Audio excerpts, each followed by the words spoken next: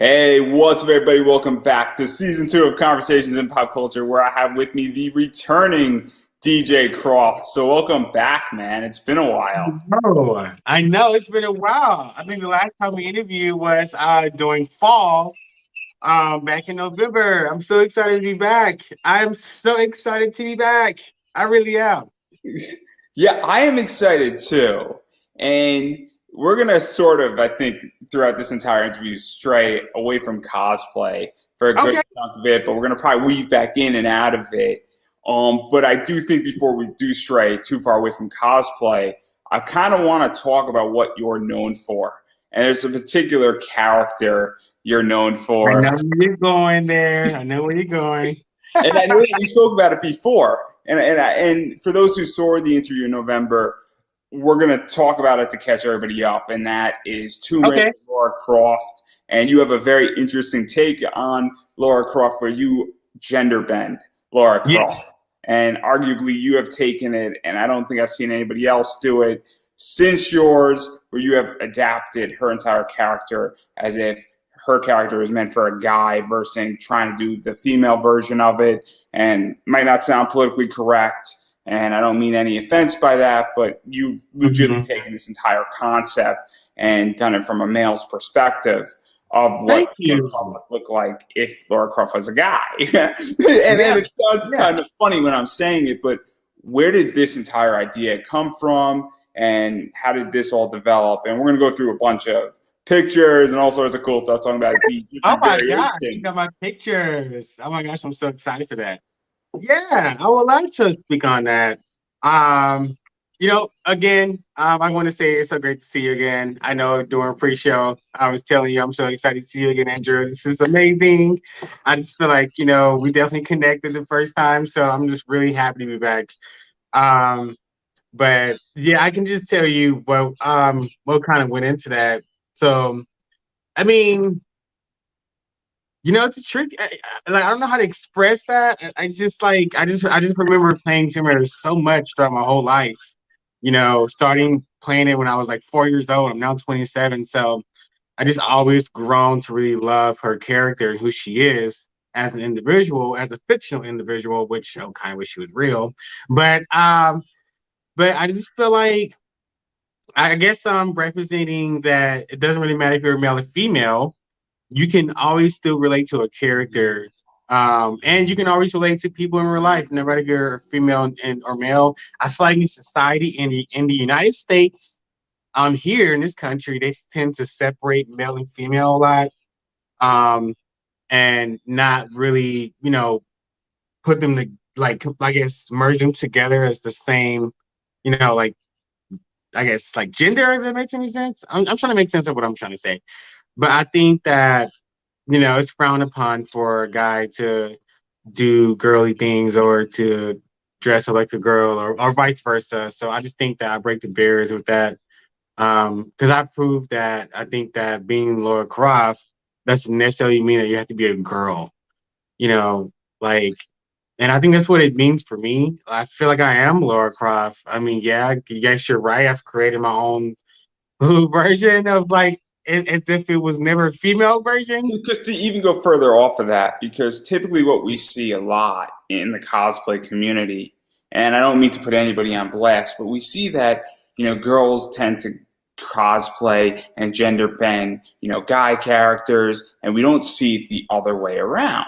And it's very refreshing to see you take this and do it in the same badass way and not do it as a mashup and actually give it respect to what it is. Because a lot Mhm. of times we see these gender bends with a mashup spin to them. And we don't see them being done in that character. It's kind of like we could see, and I had somebody from One Piece on last night on the show, and he's a voice actor. And sometimes we'll see a gender bended Monkey D. Luffy, but it's not the level of badassness that Monkey D. Luffy brings. And with your Yeah, version of Laura Croft, you legitly bring that same level that was in the games or was in the movies. of And it's course. very refreshing to see that. Of course. What's so funny is actually before this interview, I was actually playing Tomb Raider. I was actually, I just got through playing the original Tomb Raider from 1996. I grew up having a game, you know. For those out there who don't know my age, I'm 27, so I'm a 90s kid. So I grew up before, well, I grew up during the first era of PlayStation when they first came out with their big console, PS1. So I just remember, playing Tomb Raider. Like I've had Tomb Raider and I've had Tomb Raider 1 since I was a kid. So I was just upstairs playing Tomb Raider 1, the Egypt level. So I just think that, yeah, of course, I think if I'm going to cosplay a character, I have to be the character. I can't, just half-ass it. you know? Yeah, no, and I think you do an amazing job with it. And I want to go through some of these, and I got pictures because we're going to Oh, talk about all of this stuff, and we're let going me to talk shoot you down. about this one first. Ah, I So would love to talk about this. Yeah. classic, very much green tank top, orange. You got the gun. Obviously, what was this entire build like for you? Because this is what we're talking about for those who want to know what's going on with how you do it and how you gender bend it. Obviously, this I think is in the style of Laura Croft in so many ways. hmm Um, yeah, thank you. Yeah, I remember that shoot. What's so crazy is originally I'm from Huntsville, Alabama, right? So I used to come here to Atlanta, Georgia for runway shows, modeling shows, because I did a lot of modeling. And so I got in contact with this photographer and I had this idea because I was like, well, I've created this Tomb Raider costume. Now what am I gonna do with it? I want the world to see me in my Tomb Raider costume. So I was like, well, why not take pictures and like put them online? And this was like 2016, right? So this is like I think this is like almost 5 years ago. Yeah. And so I drove here to Atlanta, and we started to shoot up and everything. And only thing that I can remember doing that shoot is I was actually just really amazed. I was just really shocked at the moment. I just remember feeling like, oh my God, I'm like literally becoming Laura Croft. My dreams has come true. I'm finally Laura Croft. And I just and that particular shot, um, that was actually inspired by the front cover of Tomb Raider 2. Um, the front cover when she has her gun like this and she's kind of, having that little sassy smile to the side. Yeah. That's where that inspiration came from. I wanted to really give that sassy, badass like vibe to that image. And I remember we had to take it. I think we had to take that shot like 4 times for me to get the right smile. Because I remember the first shot, my smile looked a little fake. It was like, and yeah, he was like, no, again. I was like, yeah. And then I was telling him, I was like, yeah, let's do it again. I don't really like that. I think it was somewhat between the second, third shot. We got that shot and we eliminated the first, and the last, and I think third. So, and that, yeah, I think that was my first time realizing, like, oh my gosh, like I can really be this character. Like, you know. So to even go further, because what was that like doing a photo shoot? And I'm not too sure if this was your first one, but it might have Yes, been. it was. And what was that entire experience? Because it is a big step as a cosplayer, It and is. it's an even bigger step for a male cosplayer. And I hate to create this divide because there shouldn't be in cosplay, but it is harder for male cosplayers. I don't think Yes, that I agree. I don't think I that that's controversial at all. I think it's a pretty well known fact, and Instagram numbers don't lie on this oh either, where it is my very God. hard for a male cosplayer to get, 500,000 people following him on Instagram. It's much easier for Yep. a female cosplayer to do it. And nothing against anybody in particular, but, it's kind of just the way the system is set up. And so, what was that like for you, really getting connected with a photographer who wanted to do it? Because sometimes there's also discrimination with photographers not wanting to work with men. And Yes. Yes. You know what? It's so crazy you bring this up because going to cons, I always meet these creeps That's exactly what they are. They're creeps that just tend to only shoot females. Anybody's like really like weird guys that I would approach, and he's like, "Oh, sorry, man, I only really shoot females," and I'm just like, "Really?" So like, I just get confused, and I'm really happy that you touch on that topic because I just feel like for me, I mean, yeah, I agree. In the cosplay world, I feel like women have an upper hand because we live in a society where, unfortunately, because I want to say unfortunately, because it could be a fortunate thing, but then a bad thing too. But unfortunately, in my eyes, women are really seen as like how can I say this in a specific way? I think a I lot of could say I could throw something out there. So I am a heterosexual man, yes, and so I enjoy a certain type of woman. I enjoy certain provocativeness. I enjoy certain playfulness, and yes, so as a guy, and I'm big into this company called Zenoscope, and they have playful, fun covers with their characters looking sexy and everything in between, and so that's how I view, and I don't think it's a little bit, you can make the argument that's a little bit objectifying and touch upon that a little bit and yeah, go yeah, down in yeah. this That's what it position. is. But also, there's nothing wrong with me as a guy saying, oh man, she looks smoking hot. Of You know, course. at the same time, Laura Croft looks like a freaking smoking hot girl. Like, Mm-hmm. and there's some amazing cover art by Adam Hughes then on comics that makes her look awesome, and she's a badass too, and it's an amazing comic cover. So my point is Mm-hmm. that I think that's where you're going, is that there's a little bit of objectifying, and when we talk about discrimination and photographers not wanting to shoot men, there might be a little bit of that in play. Mm-hmm. Yeah, yeah. I mean, you basically just took the words out of my mouth. I'm gonna admit it's been harder for me in the sense of trying to gain a lot of, certain followers and things. Because I see a girl, she can dress up like Laura Croft, look just like me, and she can get like, hundreds of thousands of likes when I'm People doing the look same worse than you. thing she does. But not no shade, not no shade to the girl that does it. I'm really proud of her, whoever she is that does Laura Croft. Kudos to her. But I think that there needs to be a shift in mindset in the cosplay community because I feel like the audience don't realize how that affects the people that they see on social media.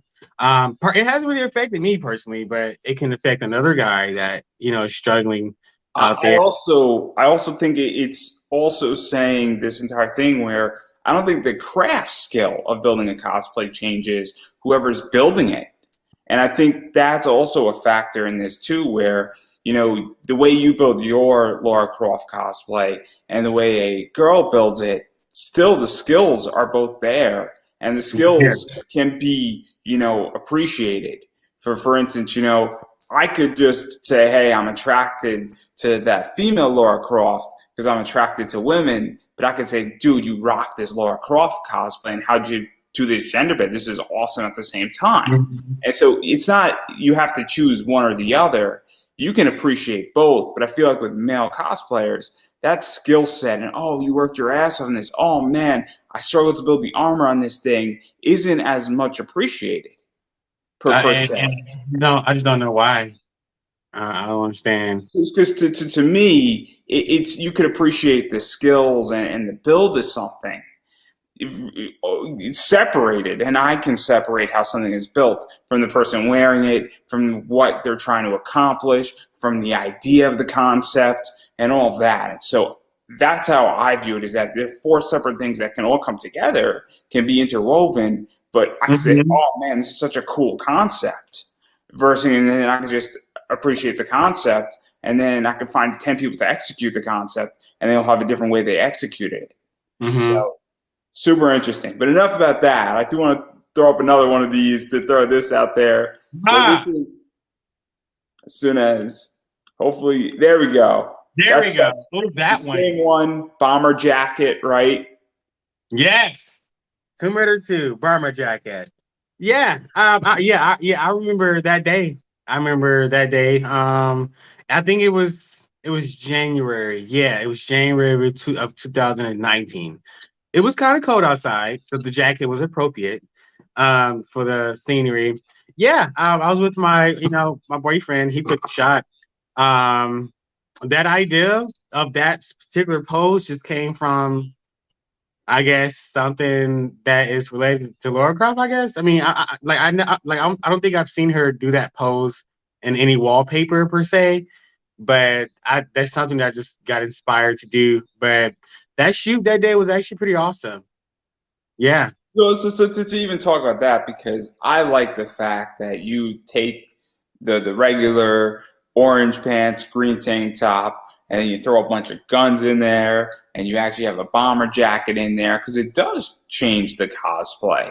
It But it does. also doesn't add all that much more work into the cosplay, and it gives it Right. more flexibility. And also, one of the things about your cosplays that are nice is that they're actually durable. It sounds like a crazy thing, but for those who don't know, I'm going to talk about this in a second here. You have made a bunch of fan movies and a bunch of trailers with Laura Croft and a few other cosplays, and you've actually worn these cosplays in it. And Yes, they're durable and they're sturdy, and they that's are. part in of itself to make something that looks authentic, looks like the character would wear it, but also could take a beating. Yeah. Not, Yeah. not Yeah. saying we're beating your cosplays, because we love your cosplays, but it's the idea that, if somebody rustles up against it at a con, the thing's not going to fall apart. Right. Yeah. Yeah. Yeah, I'm really big on that. I'm really big on making sure my cosplay costumes are adorable because here's the reality. If I'm not confident in it, I'm not gonna be confident to be the character. So I feel like the character. So I've always made sure as I'm crafting my costumes, I kind of make them durable. Super glue and sewing. And sometimes hot glue is my best friend because that keeps stuff from breaking, you know. Um, Because yeah. the worst thing that could happen at a con is your cosplay starts falling apart. Oh my God, that has Have you ever happened. seen it? Have you ever seen that in real time? I have, and I It's have. bad. It's bad. Yeah, I know. Yeah. Hey, imagine if someone, doing a cosplay competition where they're on the stage, showing up their cosplay and it just breaks on them. That would be a sad day. Yeah, and that's something I don't want to happen to me if I were to compete.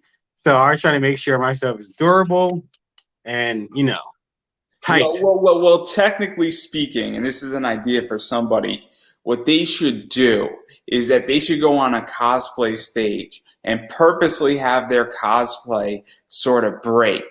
But underneath their breaking cosplay will be their real cosplay they're trying to show off to the judges. And they do it in such a style, and they pull like a Katniss from the Hunger Games with her Oh dress.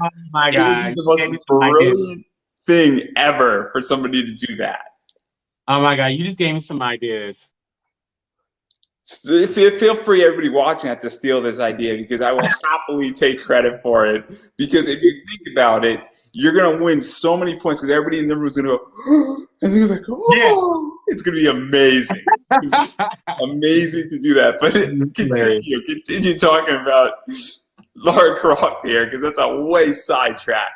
Yeah, that's actually pretty awesome.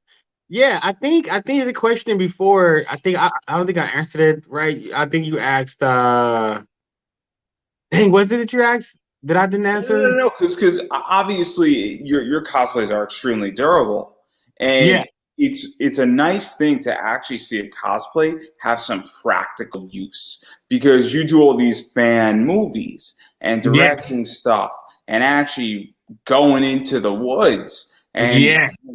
actually having things brush against it or climbing up on a Yeah. rock.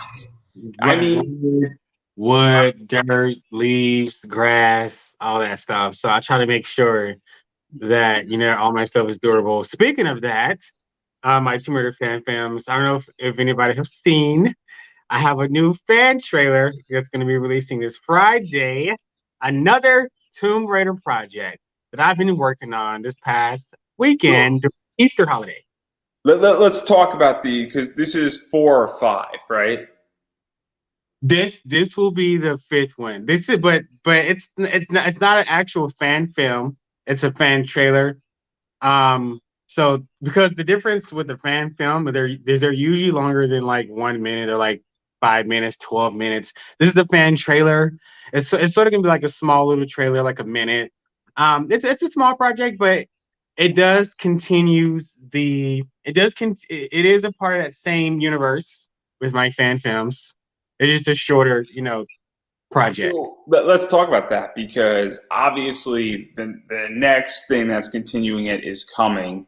Yeah, But what prompted you to want to go and do film stuff and create fan films and actually utilize your cosplays and do this entire stuff? Because it is cool and it is fun and fan film stuff is awesome if it's done well. And so, what prompted that? Because you're directing it, you're the star of it, you're sort yeah, of filming it and doing a lot of the editing and you're really heavily involved. yeah, yeah, yeah. I'm heavily involved in like everything I do with the fan films. I think what really inspired me to do a Tomb Raider fan films or just fan film in general is I wanted to take my cosplay to the next level. Yes, taking pictures are great and people see you taking pictures, but you're still like you don't move, you know? So I wanted I wanted the audience and for people to see me move, be like alive in my cosplay, and something to be remembered by. They can always go back and find me to watch me, my cosplay. So I think that's what it was. I just wanted to take my cosplay to the next level. Because I'm not gonna lie, I usually find myself believing that I'm in a movie every day. Seriously, seriously, I'm not gonna lie. It's either Resident Evil or it's Tomb Raider. Like I find myself in these like moods where I feel like I'm surviving this T virus outbreak. I'm like Alice, which I do cosplay as her from the movies. Because you know what it is. I think I just see myself as a survivor. Through all the trauma and things that I've experienced in my personal lifetime. So I think that's why I do relate to these strong characters in that way.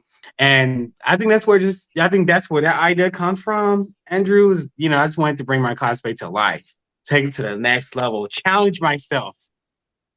Also, and I would imagine to some degree that this makes you even more competitive because not a lot of people in the cosplay community are doing stuff like this. And Really? that doing a fan film and actually utilizing the cosplays that you create and that you have pictures of and that you bring to cons and then throwing them out into a movie.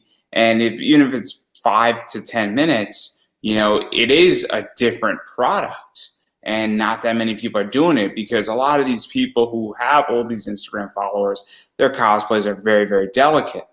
They're Yes. not rough and Yeah. tumble and they're not durable. And I Mhm. don't think that they also are necessarily creative because their business model is very different than Mhm. because they're in a business with what they're doing.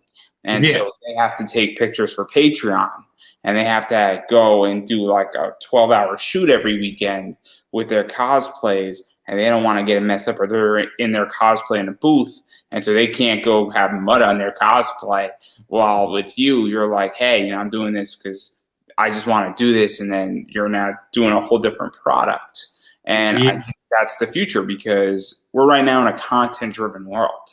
I'm Yeah. a You are. major content producer. I mean, if you look at big companies out there, and maybe this weekend should give an idea of what I'm referring to, I produce content not at their level per se, but I'm producing Mhm. about a third of what they produce a year. Yeah. As somebody who has legitly on a budget of like $1,000. And I'm not Mhm. saying I'm competing with that company. And I think everybody who's checking out, it's Saturday and Sunday night.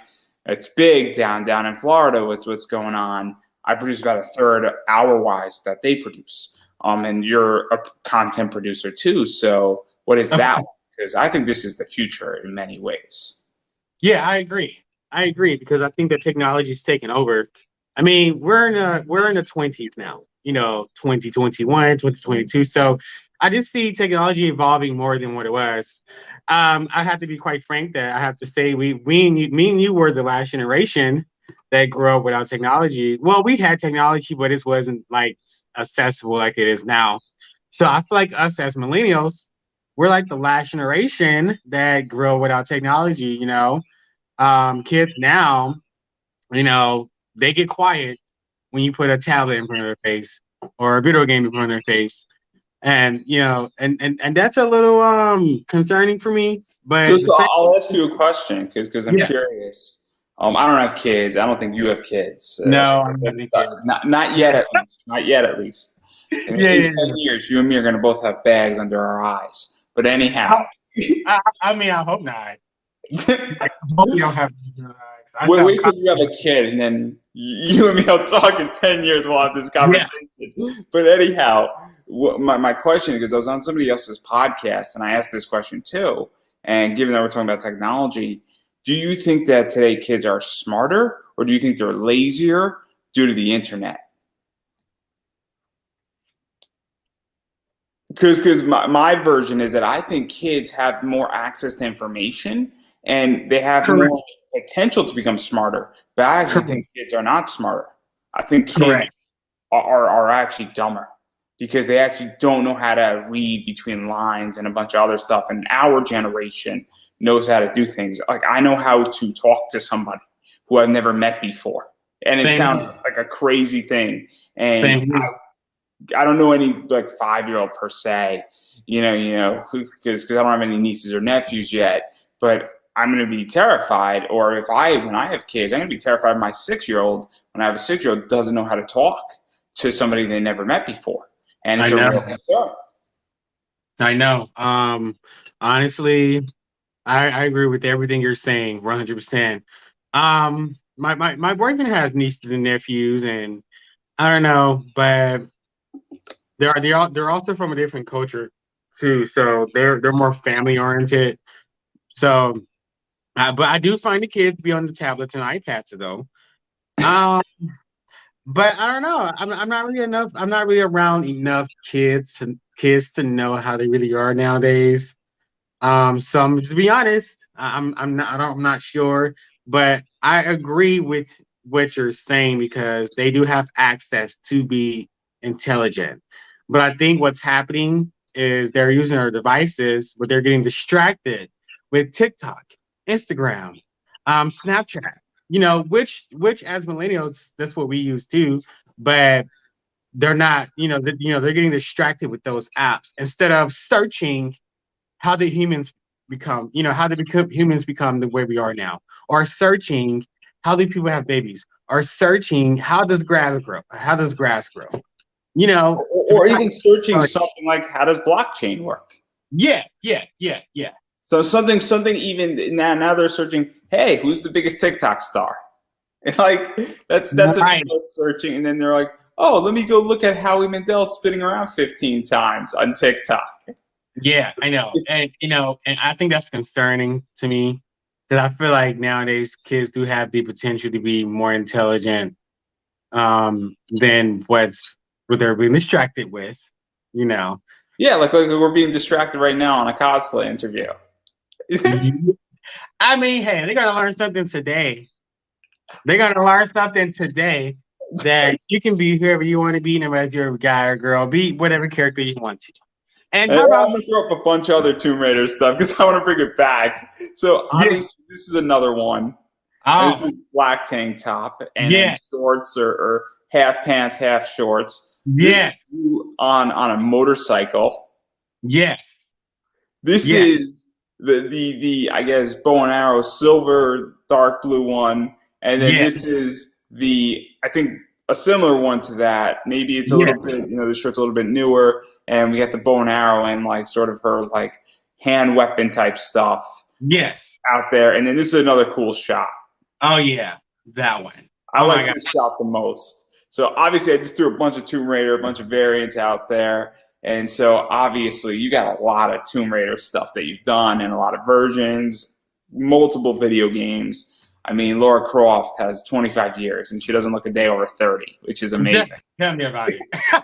I've been waiting to use that line for a long time. So Yeah, that last picture you put up, the one where I'm, jumping.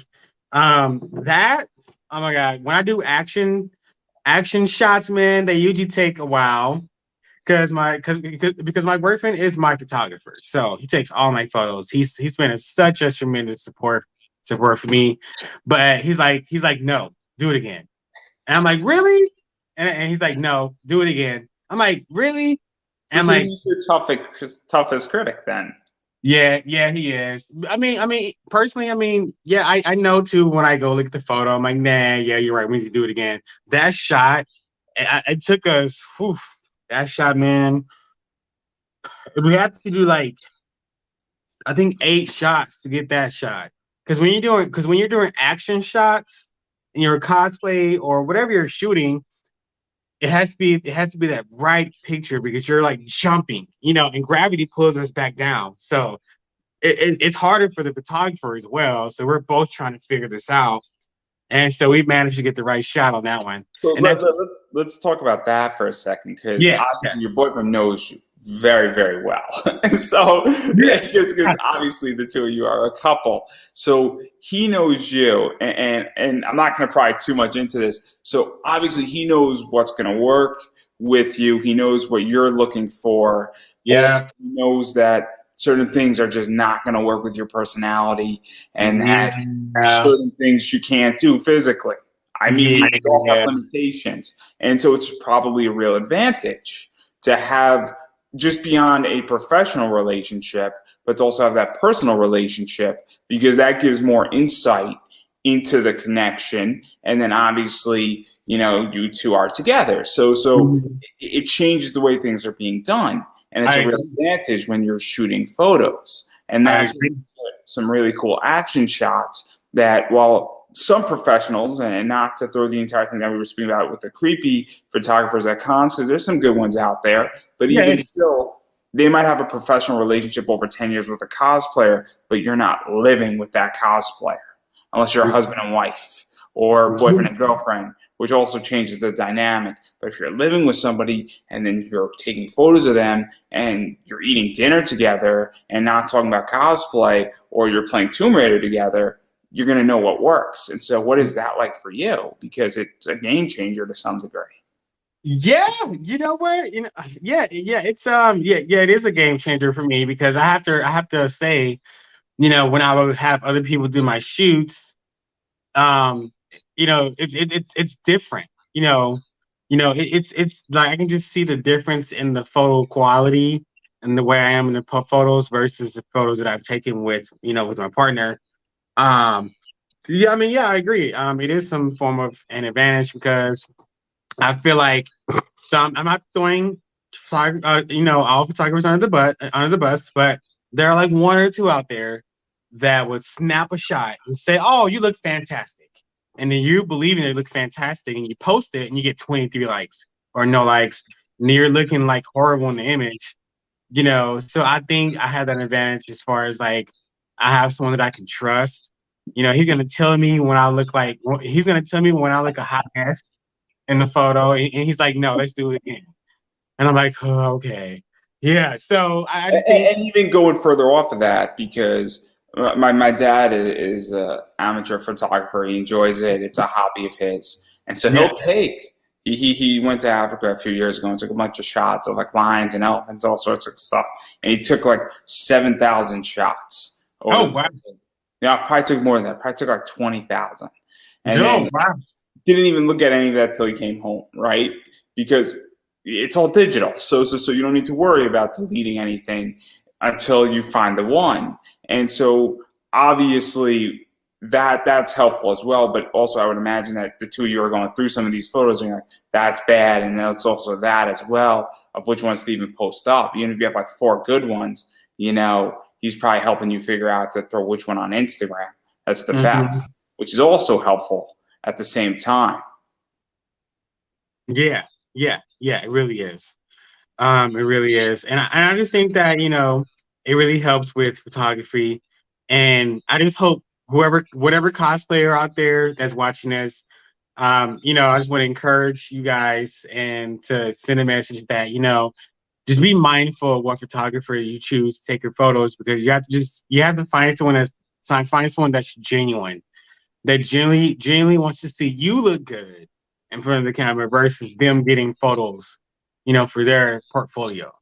And You I know, would even add, you also have to find somebody you trust, somebody who works blend with your personality. You yeah. know, I'm teaching a class on comic book investing, and I am very much a hard ass in my class where I go fast, I go hard, I go Mhm. aggressive. I'm not yelling at you, but I'm going to tell you what I think, and I'm going to give it to you very raw because I'm pumping it into you and I'm hammering it into you. If Right. you're not the type of person that likes to be hammered into, okay, or doesn't want to be given a whole block of information, and you're saying, "Oh my God, I'm overwhelmed," and you could rewatch it. It's not like one and done. I'm not cutting anybody off. If you want to watch my class 90 times to get what you need out of it, that's cool too. But Hmm. and I encourage that. But I give you a lot of information. I drive it in hard because this is just how I teach. And some photographers are going to drive things in hard and they're going to push you in a harder way. And you're like, oh man, I don't want to do this. But they're going to go and they're not trying to be mean to you, but they just know it's going to work. And they Yeah. want to do 15 different shots because they know 3 of them are going to be really good. Other people are going to hold your hand more. And so it's finding that too. What Yeah. works with your personality. Yeah. And you know what? You know what? I've experienced that before with a few photographers because like I mentioned earlier, that I was in in modeling. I did a lot of modeling in my earlier 20s. So I've been in runway shows where the director was kind of harsh, but they kind of knew what was going to work. So I just trusted their instincts, and then the fashion show will always turn out like super nice and perfect, even with shoots. I've been in situations where I walk in and I'll feel hostile because the photographer will be kind of like, like direct. But I noticed that it was always for a reason because it would make me look good. It would make the photographer look good. So I've been in situations like that. Yeah. Yeah. So that's just something I think mindful, but I do think it is an important decision for cosplayers in both sexes. To be very mindful of who you work with, and also even do research on who you're working with too, because obviously, and this is a little bit off topic, but the wrestling world, for those who don't know, in 2020 and about 3 4 weeks ago, there's a big incident where, and I'm not going to go too much into it, but it's pretty public with a company that's no longer happening around in New Jersey. And if you would like to research it, just type in defunct New Jersey company and Hmm. you'll pull 20 stories real quick. Oh, Um, God. the idea is that all these people didn't know who they were working with, and they were working with a more or less a convicted sex offender. Oh, my God. Nobody knew for like 17 years, and nightmare of a situation, and a lot of people got burned. Not, and their brand got hurt.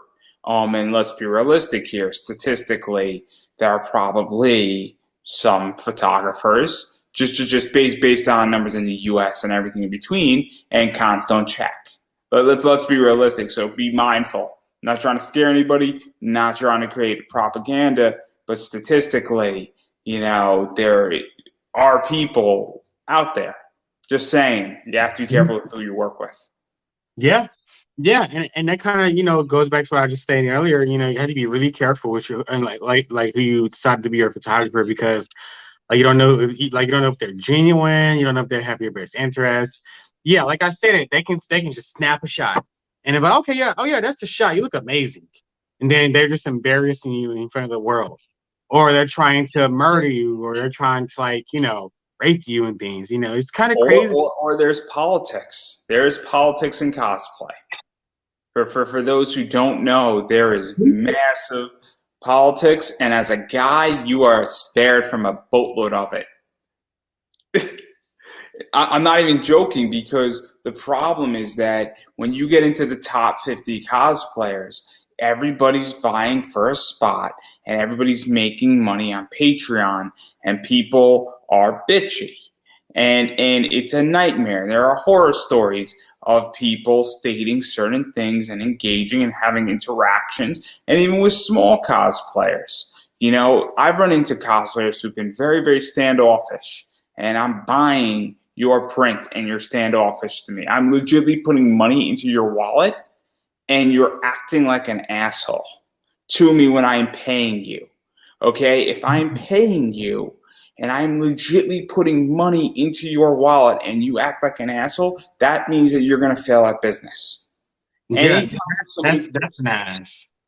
anytime somebody puts money in my wallet and I sell comics on eBay, I send a very nice message to them and say, hey, can I get you anything else? Are you interested in anything else? I can combine shipping if you need something else. Just let me know if you need something else. In 3 months from now, if you need something, let me know. And I never met any of these people face to face. And Right.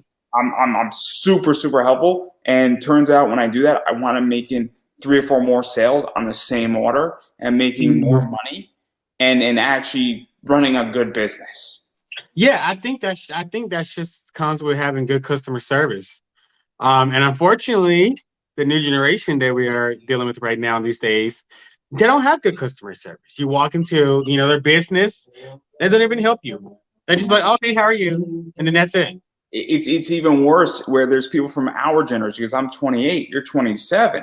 Yeah, So we grew up in the 90s. I mean, I was born in 93. You were born either late 90s. 93, You were probably born what, November, December?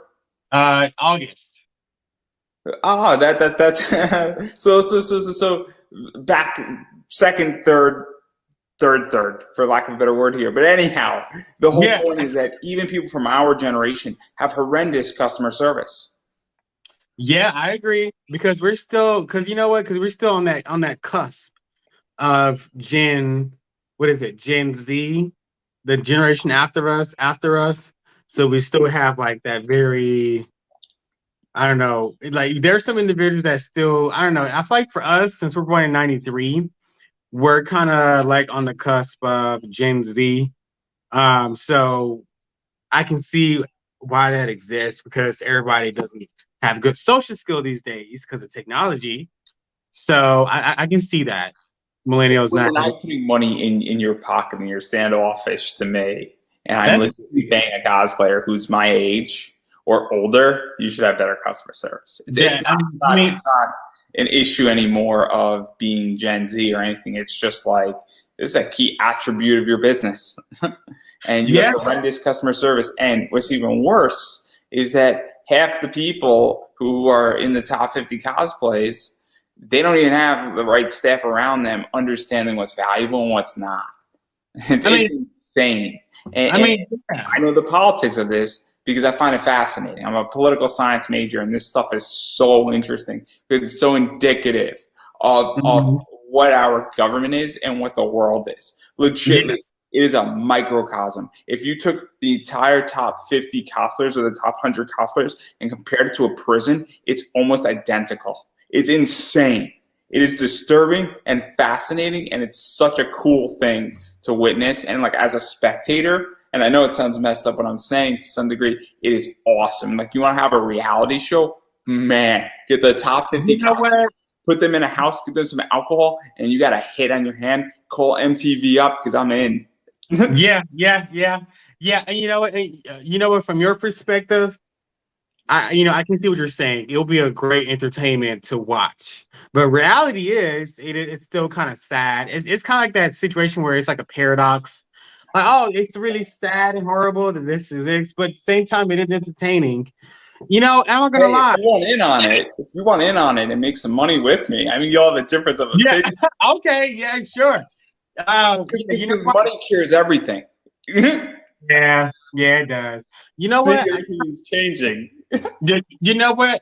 Speaking about Patreon, I feel funny about having a Patreon. You know why? Because I see these cosplayers and they want people to give them money and things. I just feel really funny about that. So, Because so, so let me ask you a question on that. yeah. So, do you think that do you think there's a difference between cosplay and softcore porn? And I say it Wait, that way, you said what now? The- softcore porn, because the whole thing, what's going on Patreon, in my opinion, and OnlyFans too, is that we get all these lewd shots of people dressed as cosplayers Oh my versing God. Yeah. versing cosplay and print sets. And look, it's America. I am totally cool with that.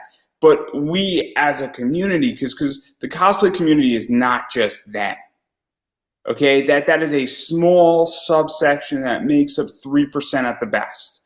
The Yeah, cosplay community is the guy who's dressed up as Mario with his dad as Luigi, going to Awesome yeah, Con in Washington D.C., having a good time, or me dressed as like a character from an anime, and I'm not a professional cosplayer, or somebody just dressing up as a character having a good time at a yeah, con. That's the cosplay community. yeah. So Correct, correct. that's where I get tricky about Patreon and all that stuff for me, where it's just like this idea of, okay, when you're now selling lewds, you're now entering a whole different ball game Yep. of cosplay and that's cool. I got no problem with it as far as it's a free country and anything like that, but It's it's a free also, country. we're entering a pornographic type position to some degree. Yeah. I wanted to speak on that because with the whole Patreon and the OnlyFans thing, yeah, and the whole thing with cosplay becoming a little sexual. Risque. Um, Risque. yeah, I for like that me, word. yeah. For me, I feel funny about people giving me money. I mean, for what? Like, why do I need someone to why do I want someone to treat me like I'm a charity case? Not saying that's how they feel.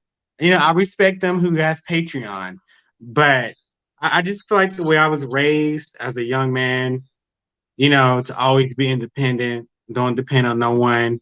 So I just feel really funny about strangers giving me money. So Because let me ask this. my own money.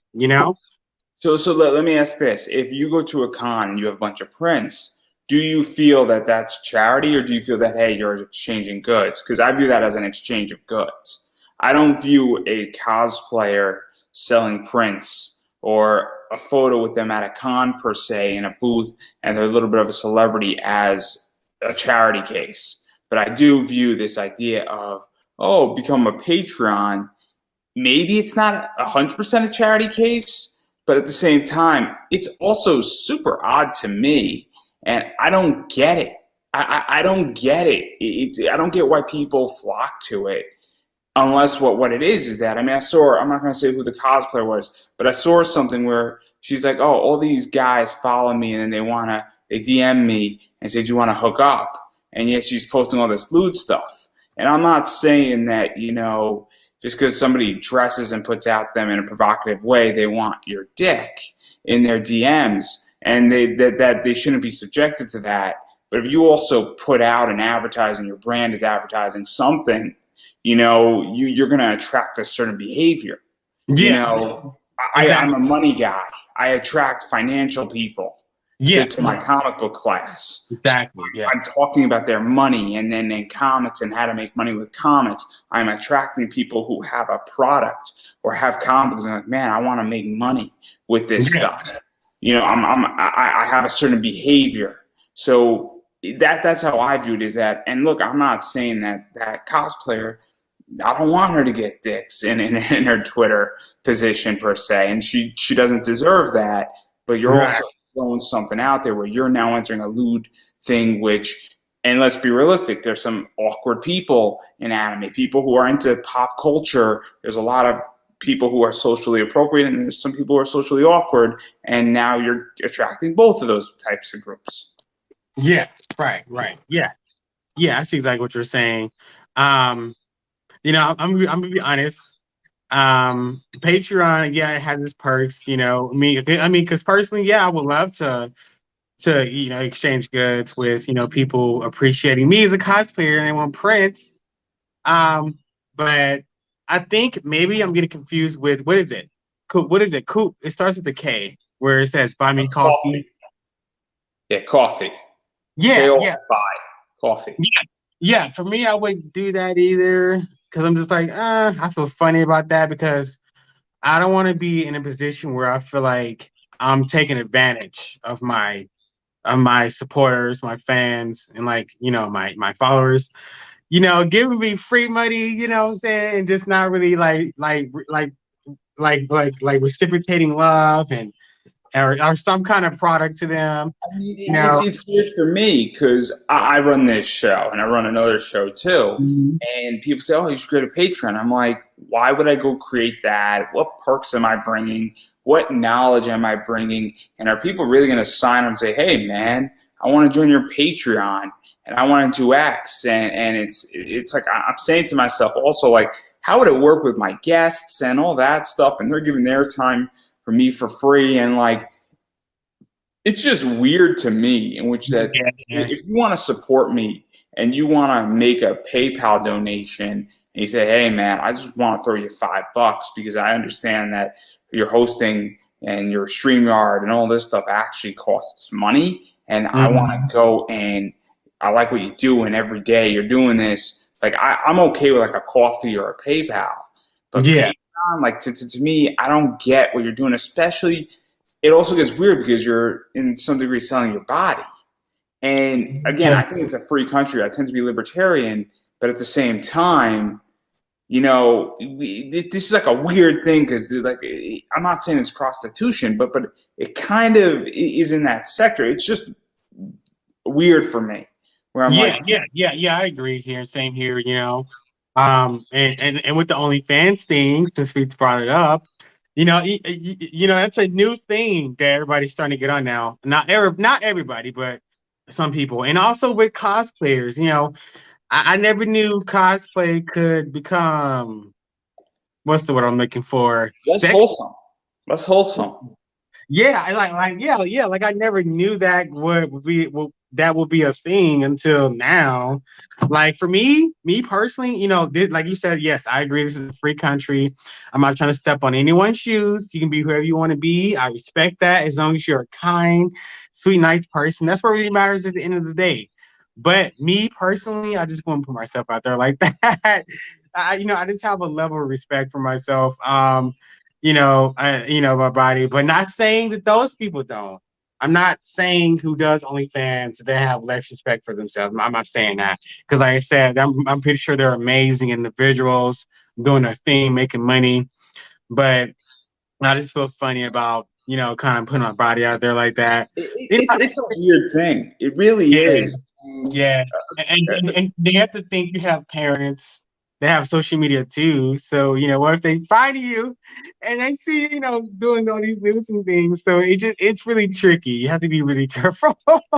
And look, and let's also be honest. I mean, nothing disappears from the internet, you No. know, ever. And so, God forbid, this entire thing shifts, Yeah. and you're not the new kid on the block anymore, and somebody Yeah. takes your spot, and then you're out of your spotlight. And while you made a bunch of money, money doesn't go that far. If you have $1 million in America, $1 million is a lot of money, but it's not a hell of a lot of money. No, not these days. Maybe back in the 16th century, where a dollar was worth $200 back then.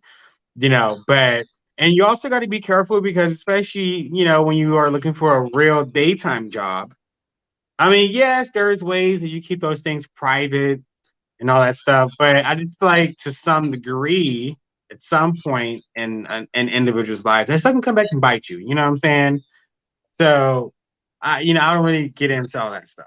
I have respect for. I want people to see me as DJ Croft, the cosplayer, not the DJ Croft that they want to go have sex with. Like And that. also, it has No. to affect your mentality. It has to affect, if you're putting out nudes, it has to affect your partner. It has to affect who you're dating. It has to affect how they view you. I mean, I want people to see me as an interviewer. I want to be taken serious as an interviewer. I don't want to be taken serious as a sex object. I'm a single guy. Like, if I go out there and let's say I had 30,000, followers and I was a celebrity in my field, I want to be taken seriously. And Right. if you're a cosplayer spitting at nudes, I mean, that's got to affect your partner. That's got to affect who Yeah. you're attracting. That's got to affect your psychology, And look, it is, I mean, I don't know how I would feel if my girlfriend was doing it because I don't want to step on her toes, but at the same time, it's going to be a very different relationship. I would Yeah. imagine it's the same thing with a guy. If he's putting I out, think I think those individuals they need someone that's just like them. That's how they will work. But I guess, I yeah, guess, yeah. but I digress. In which that it's super weird, and But again, it's a free country and everybody can do what they Yeah, of want. I'm course. totally cool with that. As long as you're not hurting me or you're Yeah, not breaking exactly. the law, I'm totally cool with that. You can be a mean Yeah, person too, for all I care, because yeah, I think those things will work themselves out. I think capitalism always works. I really yeah, do. yeah. 95% of the time. Yeah, and that's kind of what I was saying. As long as you're a nice, kind person, you're not really, doing anything to hurt anybody. Hey, I'll be your friend. Yeah, hey, let's go out and get drinks. You know what I'm saying? Like, definitely, like, do you? That's And what. so, and Huh. so, and so, obviously, I want to back out of this topic because it's Yeah, enough controversy, and obviously, Laura yeah, Croft's yeah, 25 yeah, yeah, years. yeah, yeah. A lot of cool stuff. So obviously, I just want your take. What do you thought about the entire thing that was announced? Because it really wasn't that big of a deal. What they Yeah. announced, it was pretty hyped up 3 weeks ago with Square Enix, and it was a pretty far letdown with what's coming. You're talking about with the 25th anniversary, their showcase for their games, right? So basically, we got three remastered games, right? We got an animated series come out. We got Tomb Raider the remake slash new version, whatever, with Alice, I think something. I can't say her last name. Oh And yeah, okay, okay, yeah, the sequel to the Tomb Raider movie reboot. Yeah. yeah, and then we're getting a cookbook, I think. And I don't know what else. I don't know what else. Oh yeah, Fortnite skin, Final Fantasy stuff. And then the mobile game Tomb Raider Reloaded, and then what else we're getting? The next Tomb Raider game, which is in pre-production. They've already stated that they're trying to unify the timelines. And what else? The anime series you mentioned, the Fortnite skin. It's so many things they're doing with Tomb Raider, but I think that's pretty much it right now. So what is that like for you? Because you're like the guy Yes. for it. And I Yes. say guy for a reason. I didn't say woman. I said guy. Oh, okay. Thank you for giving me that title, that crown. Uh, no, I'm joking. And yeah, they're also doing the 25th anniversary celebration each month. They're celebrating each game up until December. Shadow of the Tomb Raider, the latest game.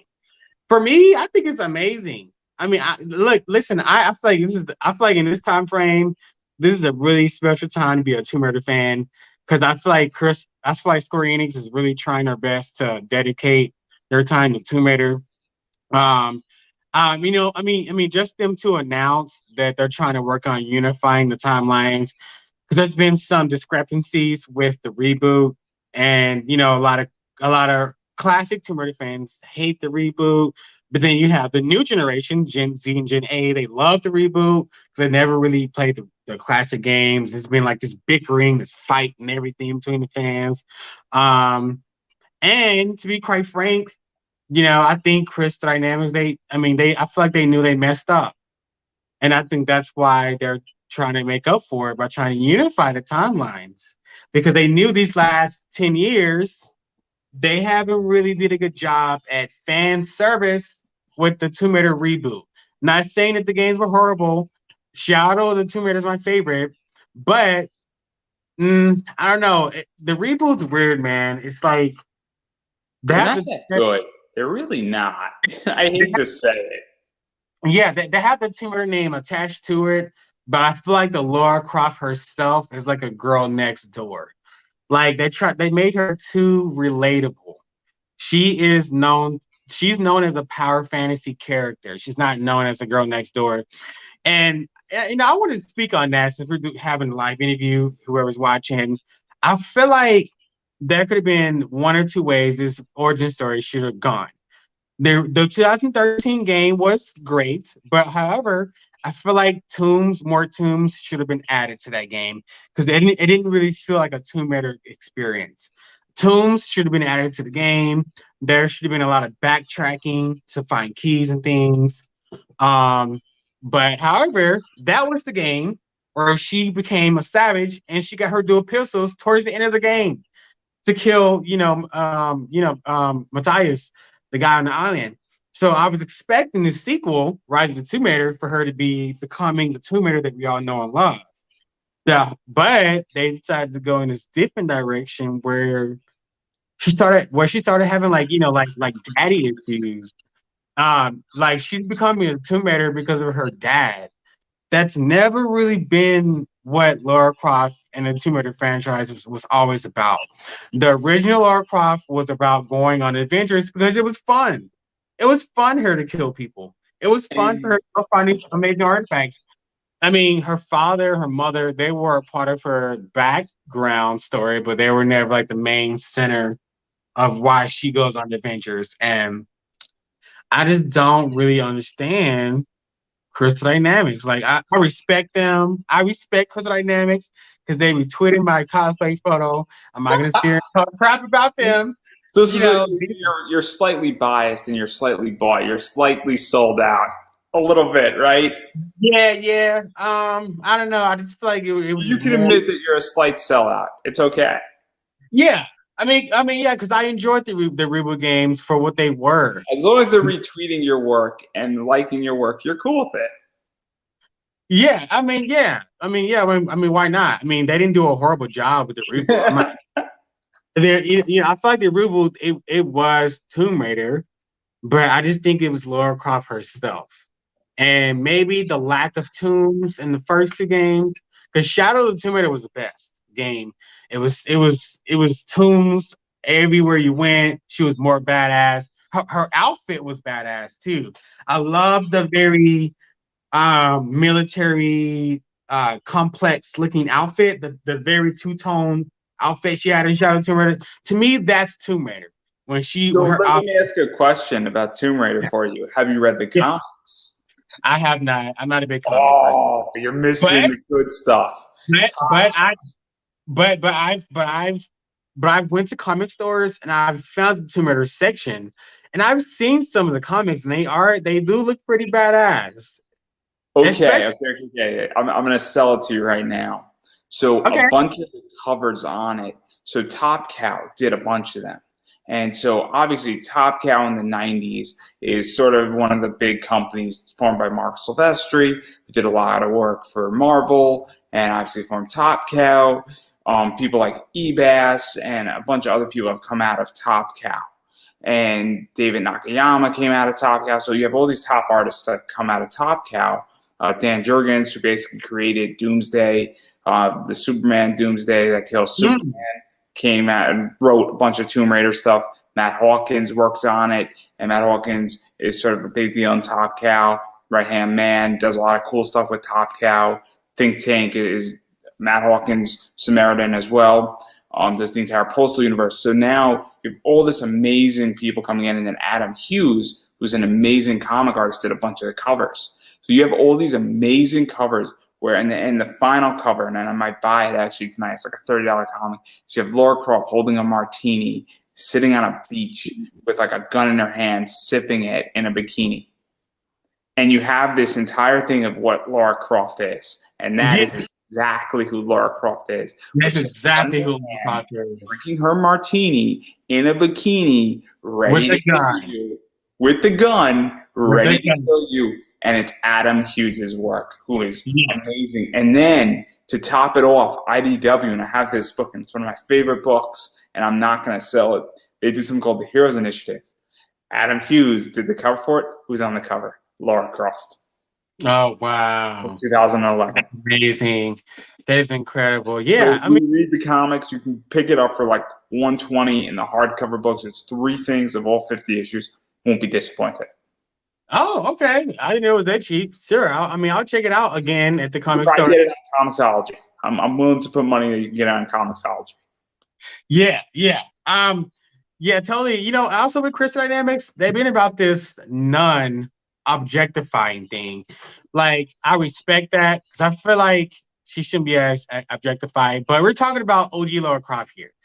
Yeah, OG Lara Croft always had some guy or some girl out there objectifying her. Like the thing is about Crystal Dynamics, they're being a little too uptight. Like, it's okay.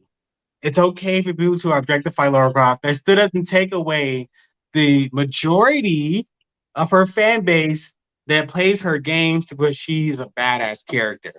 Those, And you have a bunch of guys playing a chick character and saying, dude, this is awesome, man. What'd you do this weekend? Oh, man, I played Tomb Raider. Me too. It's awesome. right, Nobody right. in their right mind says, "Oh man, I play Tomb Raider.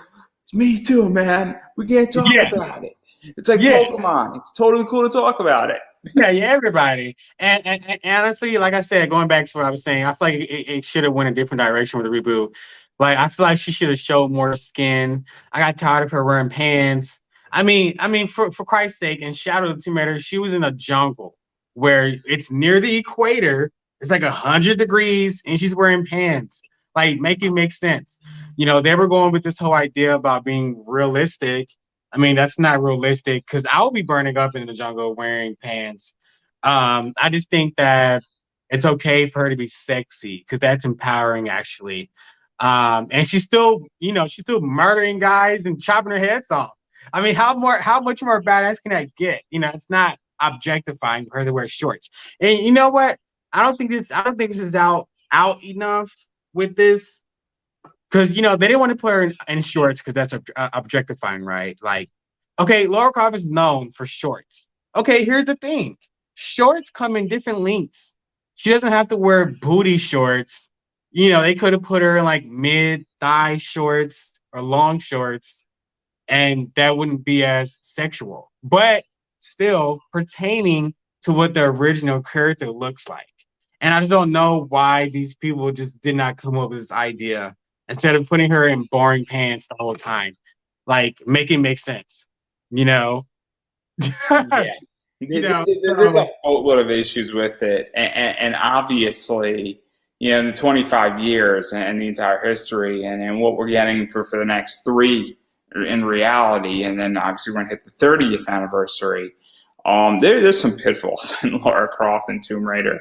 Obviously, these games have some pitfalls, but even still, with all those pitfalls, the games have done really well. The yeah, they comics have. have done well. Yeah. The Yeah. statues have done well. The posters Yeah. have done well. The movies have done Yeah. well. And I obviously mean, getting the sequel. And so what is that like for you? Because as I stated, you're the guy who does Lara Croft and does the gender bend, and this is kind of your thing. And yeah. to I have mean, the ability to have, 25 years on Lara Croft, and mhm.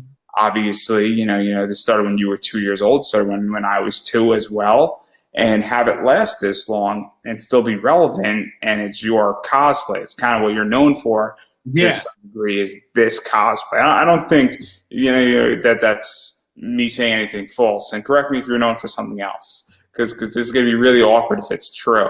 But if you're known for something else, this is the time to correct me. But even still, like having something that 25 years later, and that you started doing this, what, 7 years ago, eight Yeah. years About ago? 5 years ago, I think. Yeah. I'm bad Yeah. at math. I was a No, English it's okay. studies guy. It's I'm okay. horrific at math. Clearly, that doesn't make Mhm. sense. 2016. It's okay. Clearly, we now know why I'm an interviewer and not an engineer. Yeah. Yeah, but you know what? For me, I mean, I love this. Like I said, this is the best time. This is a really good, a special time to be a Tomb Raider fan because the name is still alive. Her name is still alive. She's still around the world. She hasn't died yet as a franchise, and I'm so thankful that Crystal Dynamics has managed to keep her name alive. Even though the reboot was controversy, they all scored 9 out of 10s from IGN. So, like I said, they were not horrible. And everything else they did with Laura Croft before the reboot was actually pretty awesome. But I first want to speak on the movie. I am so happy that Tomb Raider got a sequel. I hope this time the new director Misha Green. I hope she does an amazing job. I've seen on social media that her script just got approved. So I'm excited to see what they do there. I just hope that this time Alicia Vikander's badass Laura Croft. We don't need any more daddy issues, please. And I'm really excited for Laura Croft to be on Netflix. I never thought in a million years that Laura Croft would be on Netflix with the new anime series. Yeah, as an Yeah, anime yeah, series, yeah. That is very historical. interesting move. The cookbook. I mean, come on, cookbook. I don't know how I feel about that. I It, mean, it- it's a little weird for Laura Croft. It's not like the Overwatch cookbook. It's not like the Star Trek cookbook. It's not like the Star Knight cookbook or another video game cookbook. It's Laura Croft who doesn't really have a cookbook. right. Yeah, because I think she's the only franchise, the only video. You know what? Yeah, I think the positive thing to that is I think she's the only video game adaptation that has a cookbook. Because we don't see that cookbook with God of War, or Grand See, with Theft Auto. Overwatch. Overwatch has a cookbook. Oh, really? Oh, I didn't know that. Yeah, it's Okay. awesome. It's like it's great. Okay. I'm going to Barnes and Noble in like 2 weeks. I'm gonna pick it up. Okay. Yeah. I mean, and you know what? From a business standpoint, I see what Square Enix are trying to do. They're trying to expand the name. You know what? I know exactly what Square Enix is trying to do, Andrew. Right now, they're doing this whole Fortnite thing. They're doing this whole cookbook thing. They're doing this whole 25th anniversary thing because I think since we do have a new generation under our belt, they're trying to get the new generation familiar with this character because they are planning another sequel, another game. And if they can capitalize financially off of getting more people I involved would in the even game of think Tomb Raider, they can so. make more money. I would make the argument that it's not even the game; it's the movie, it's the animated series. Oh, I okay, would make yeah. the argument because let's be realistic here. To that, I don't know what that Tomb Raider did, but easily 100 mil, easy if Yeah, not more. Probably yeah, more like 200, 300 million, and on a budget of what, maybe 100 million on a rough day. yeah. So if you can go and pull in, if you spend and they do 3 movies, which I think they're probably going to wind up doing, and you have a $300 million budget and you're pulling in 1.2 billion, give or take, plus all the DVD sales, all the licensing, getting it into HBO Max, on Amazon Prime, all that stuff, on Hulu. Let's be realistic. We're looking at 1.5 to 1.6 billion dollars, Of course. 300 mil, and then you get the video game market in there, then you get the cookbook market in there, and then all of a sudden this franchise now just adds a huge amount of money into Of its. course, of course. And then that gives an opportunity for the franchise to last another 5, 10 years. And so I get the marketing strategy behind Square Enix. And no one on social media has talked about this. No Tomb Raider fan or nothing. I think I'm the first one that is actually verbalizing that I'm seeing what Square Enix is trying to do. Because right now, Tomb Raider has competition. It's Uncharted. And it's the new Indiana Jones game that it's probably going to be exclusive to Xbox. That's going to be another competition for Tomb Raider. So they It's not. I would even make the argument. Look at what's going on. Exclusivity is the key. I'm a big comic book guy. I love Zenescope. They have exclusive comics Mhm. to where they're 250 print run. I make good money on a 250 print run where I will buy it for 25. I will sell it for 60. I'm making good money on it. Now I'm not getting rich, and Zenescope knows exactly what I'm doing because I stated it on an interview with one of the owners. Mhm. I clearly have big something. Anyway, and they know exactly what their fans are doing, but they're very, very limited and very exclusive. And Yeah. so I think Tomb Raider's competition is Cyberpunk. I think Tomb Raider's competition is Activision and Blizzard. I think Tomb Raider's entire Right. competition is Godzilla vs. Kong, which, by the Yeah. way, have you Yeah. seen? It was Yeah. awesome. It was awesome. You know It, what? I have to see that movie. I think I'm gonna try to watch it sometime this week. I'm super excited for that Yeah, movie. yeah, yeah. Just spend the $15 for HBO Max. You won't be disappointed. And the Justice League too, man. Super good. Oh, the Justice League. But Yes. So anyway, we're getting distracted here. yeah, we We're are. talking We about the are. Justice League too. Yeah, but I think what they're doing with Tomb Raider with the 25th anniversary is amazing. Also, oh yeah, we didn't mention the Works statue they're building too for the 25th anniversary. That's incredible too. And I think their Square Enix is actually taking the time to appreciate all Tomb Raider games within its 25th anniversary. So yeah, I'm enjoying this time. And the biggest news of all, that they stated they're working on the next Tomb Raider game and they're planning to unify the timelines. When I heard that, I was like, yes, yes, please. So Thank you. somebody's going to be buying a few copies of that game. I could tell already. Yeah, it like I have to say, as a Tomb Raider fan that grew up in the '90s, like it's time, it's time for Lara Croft to get back to who she is known for. You can't just keep going along with this reboot and thinking that it's okay that people and are enjoying it when half of the fan base is not. You know, so I think that what they should do with the unifying, it can either go one or two ways, like the original reboot did. They can either stick with the original with the reboot Lara Croft, but just make her classic Tomb Raider. Like she's sassy, she's confident, she's not whatever her daddy anymore, and she's going on a reimagining of the first or second or third Tomb Raider game. That's how they can unify the timelines. Or they can just go back to classic Tomb Raider, but then that wouldn't be unifying the timelines. That'd just be more classic.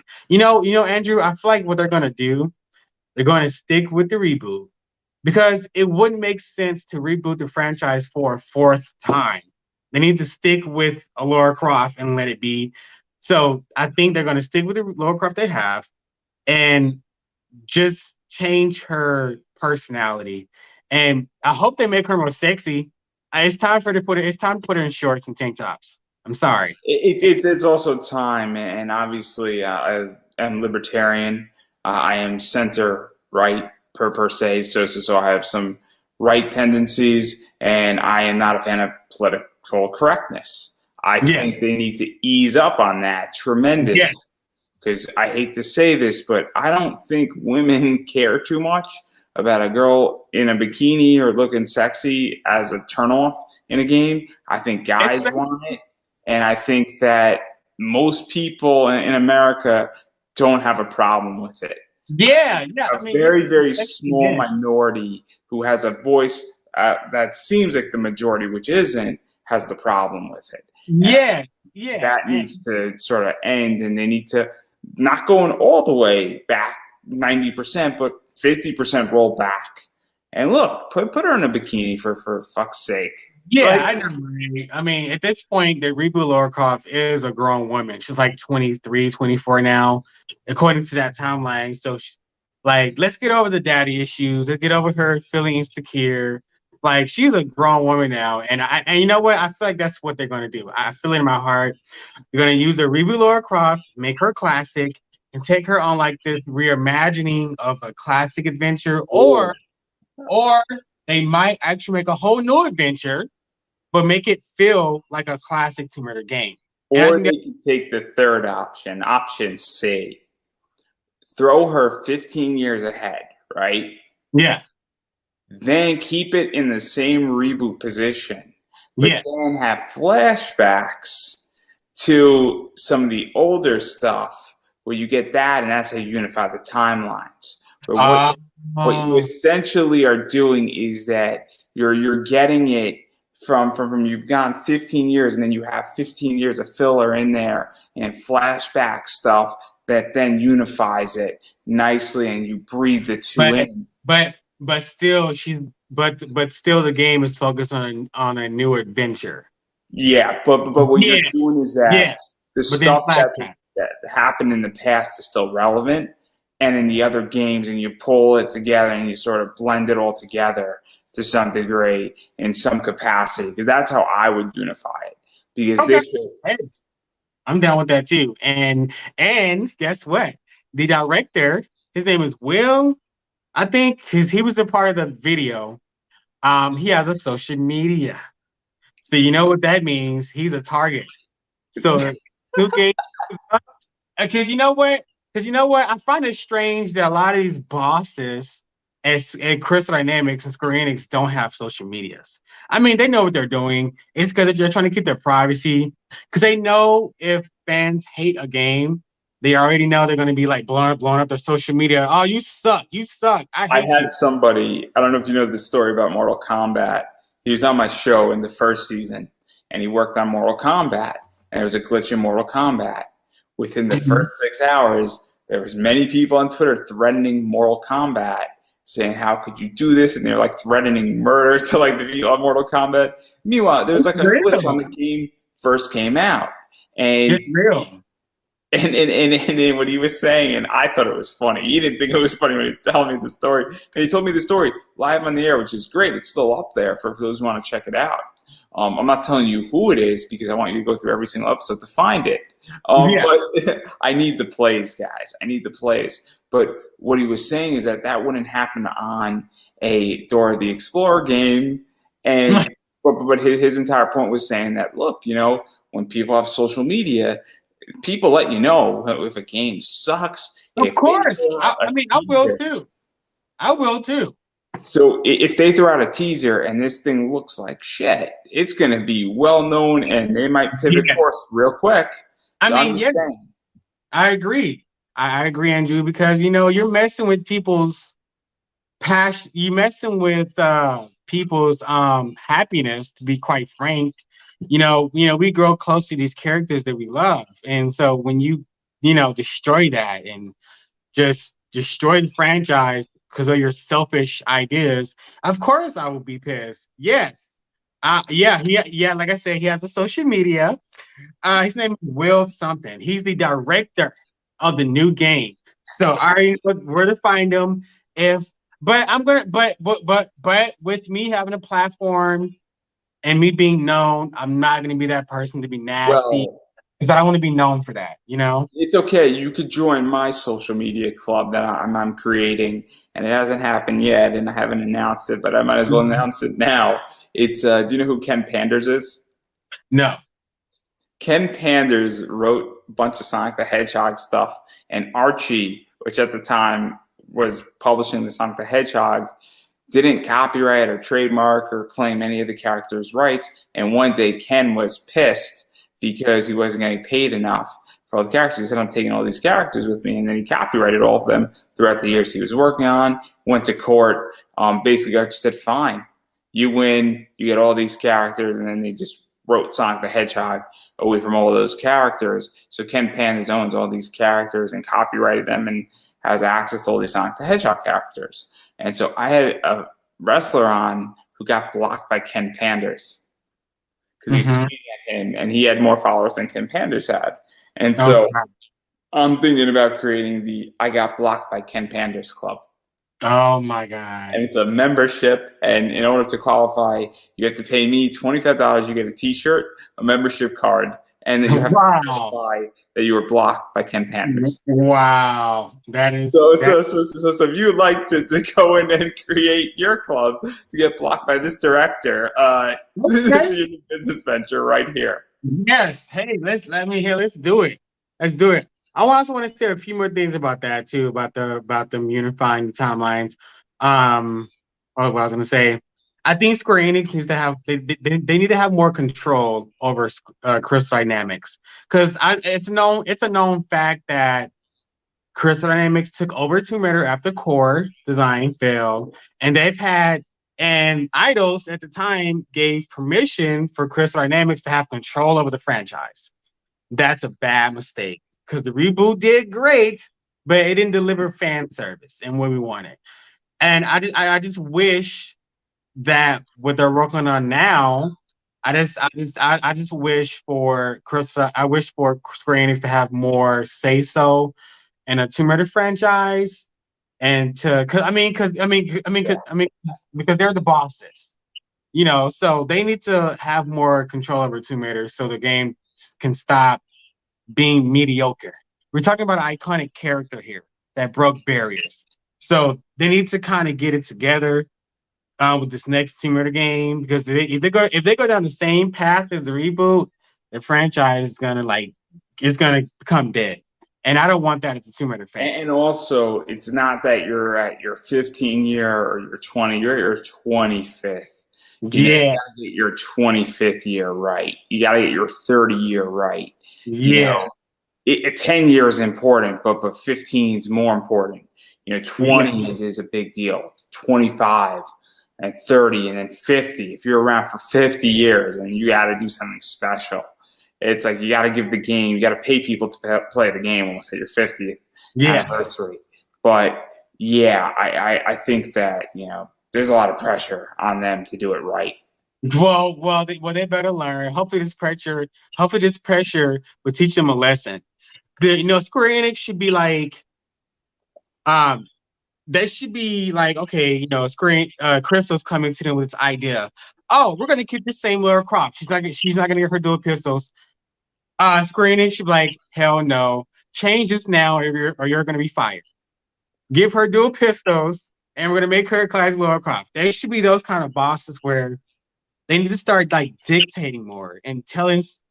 They need to tell Crystal Dynamics to sit down. Okay, you guys are not the bosses here, you know. And I hope that's what's going on right now. I mean, but I'm optimistic because they've said they're going to unify the timeline. So I'm like, oh my god, they're actually trying now. Like, okay, that's good news. I'm really happy. I'm happy for Crystal Dynamics, and I just hope, like, I feel in my heart that the next game is going to be incredible. I know it. I know it because they're trying to unify the timelines. I mean, what company does that? So I know in my heart, It's going to be fun. Huh? It's going to be fun. Hopefully, it's going to be fine. Yeah. And obviously, we can talk about Tomb Raider for the next hour easily, but I do want to talk about at least one more franchise, possibly two. Let's bring the franchises. We can talk as long as we want. And it's a big one, and it's Resident Evil. And so obviously you've done Alice, and we spoke about that one. But the one that I want to speak about is this one right here. Yeah. And it might be what you're next known for. Obviously, we talk about Resident Evil 3. I enjoy Resident Evil 4 more than 3. 3, you're running away from Nemesis, but 3 was fun. And the remake of 3 was awesome. The remake of 2 was good too. I mean, both of those remakes were fantastic. And that's not to say Resident Evil 3, the original, wasn't great, because the third one just by itself was fantastic also. But that remake took it to a whole new level. And obviously this is a gender bend of Jill Valentine, very similar to the idea of your Lara Croft, where you bended the character to you versus taking it and trying to fit into the other gender. And I know how that sounds. It's not meant to sound the way it's meant to sound, but it's the best way how to state it. I'm trying to be reasonable because I know that people are going to come after me. I know I'm inviting the problem in. Yeah, that's kind of funny. I love Resident Evil. I love that. That's honestly my top 3 favorite games is Tomb Raider, Resident Evil, and I'll say Grand Theft Auto, or the Batman series. Yeah, the Batman Arkham series. Yeah. So what was the inspiration? Because we spoke about the Alice, and obviously that's Afterlife, and that's the movie stuff. This is the video game stuff, and this is sort of a far cry away from Alice, and that because Alice is not in the games by any imagination. But Jill is, and Jill's a significant character collectively. And what you really need to find is you need to find somebody who gender bends Chris as a girl. Oh, because you're a Resident Evil fan, right? You know the deal with Chris and Jill, and how basically Chris rescues her, and then they wind up getting married, and they're partners in real life, and all sorts of fun stuff. And that'd be an amazing photo set. Yeah, totally. Jill. Okay, so you want me to talk about that shoot that day? I want to talk about the inception of this idea because, again, this is one of those ideas that really I haven't seen it before. And I look for stuff and I see a lot of females cosplaying Jill. I see a lot of versions of Jill, but you don't see a guy doing Jill. I guess you don't. This concept it sounds so weird because it's so basic. And it's one of those things where you're like, oh, this makes complete sense. This should work. This should be, you're like at the top of the list. And yet it's not. It's kind of like the simplest ideas are always the ones that are passed over. And Jill's such an iconic character. When you think of Resident Evil, you think Chris Redfield, Albert Wesker, Jill Barry, and Rebecca Chambers. You don't think of those 5 characters. All come to mind at the same time. So iconic character, man. Like it's Yeah, awesome. yeah, it really is. You know what? I think that well, what motivated me to be Jill was my love for Resident Evil. I'm sorry. It's just that I have that same relationship with Jill in the sense of like that badassness, that that survival instinct. Like, yes, I'm gonna get through this. I'm gonna survive no matter what. And I just relate to that because I just feel like throughout my life, I haven't been able to survive. Well, obviously I've survived because I'm standing here now, but I haven't been able to. It's You been a had to struggle escape a of being. mansion that was very difficult. Yeah, you had to Huh? fight things that you had to escape a mansion. You had to take out a large figure. Yeah, Some of your team members didn't make it, right? Like, yeah, yeah. I I'm mean, that's sorry, it's hard. too easy. It's too easy. That's hard to even like being in that kind of circumstance. But like I said, I've been in hard circumstances, just being a black, LGBT man through all my, unfortunate experiences that I've had through school, being, basically mutilated and embarrassed in front of everybody almost every single day. I've always looked up to these kind of characters to make me feel, confident and strong. And I think these women play a big role in my life because I've been raised by women. Yeah, so it says a lot. And I think it depowers male supremacy of how badass these women are. And I think it just really inspires me as a human being, not a male or a girl, to be who I am and don't apologize, And so, Any go you know, further off of these characters, there's actually substance there. And what I mean by this is that there's a real story to Jill. Jill has a military background. She's a police mhm, officer, part of an yeah, elite team. She's respected by her team. Albert Wesker chose her to be on, Stars, Bravo. I think it's Bravo yeah, team. Alpha gets killed except for Rebecca Chambers, right? yeah, yeah, Barry respects Jill. Chris respects Jill. hmm Obviously, Chris is wanting to go, and even Resident Evil 5, I don't think Jill was depowered in any stretch of the imagination, looking for Jill and that entire thing. And Chris yeah, saved Jill. Like, that wasn't a depowerment. But versus right, other characters in video games, there are some female characters that are clearly have no substance to them. right, Laura Croft has substance. So obviously, when we look at Jill, and I played Jill in the Resident Evil, the first game first, and then I played Chris second because Chris's story was a bit harder, and Jill's oh story yeah, oh my gosh, I was easier. hated his storyline. His story was so hard. I like me, I easily played Jill because Chris' storyline was so freaking hard in Resident Evil 1. Yeah. Chris's story is harder, um, Hmm. even going just but obviously there's a lot of cool stuff, and then obviously just the entire other history that's not in the game. There's a whole history, and if you read the books, it's super interesting of like all this other stuff Yeah. out there.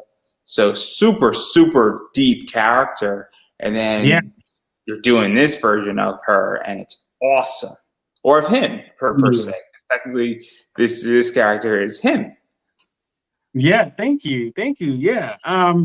You know what? We actually shot that shoot this past weekend. Yeah, it's a freshly new photo shoot. And Why did you shoot it? What happened like a year ago today?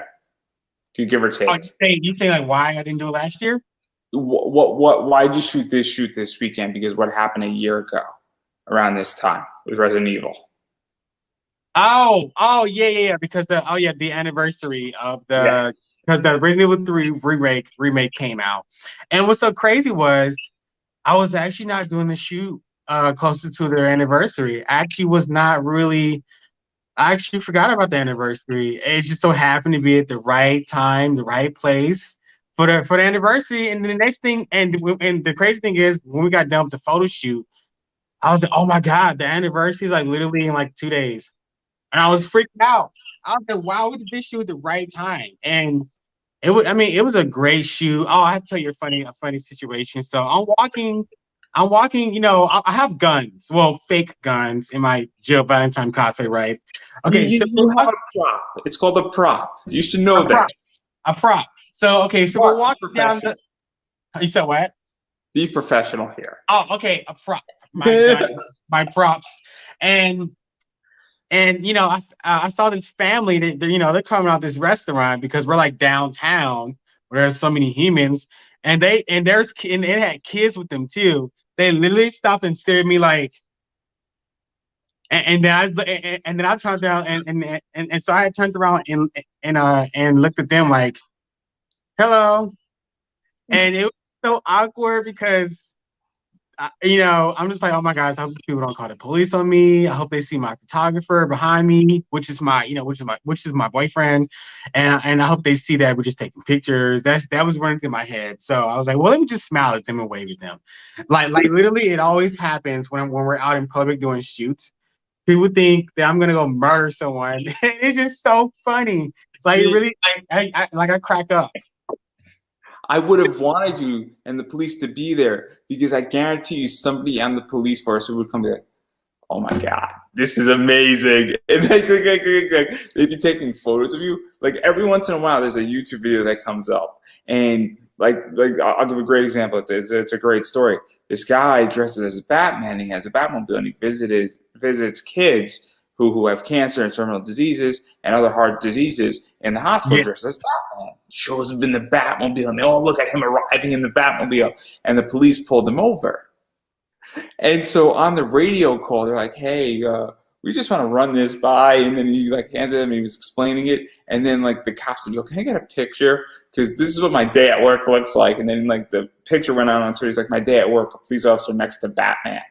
And every Oh my. once in a while, this happens where a cop sees like somebody doing something and it's charitable, and they pull them over because let's be realistic here. Somebody could be batshit crazy technically and be Yeah. mentally ill if they're dressed up as Batman outside. And you might I want to think just yeah. you might want to check for a few minutes to say, is this person okay? And then once Yeah. the person was speaking, oh yeah, here's my business card. I'm a lawyer. I do all this, but I go to the hospitals to make kids feel better. But my point is that the police came. Somebody who's a Resident Evil fan would have gotten on the police.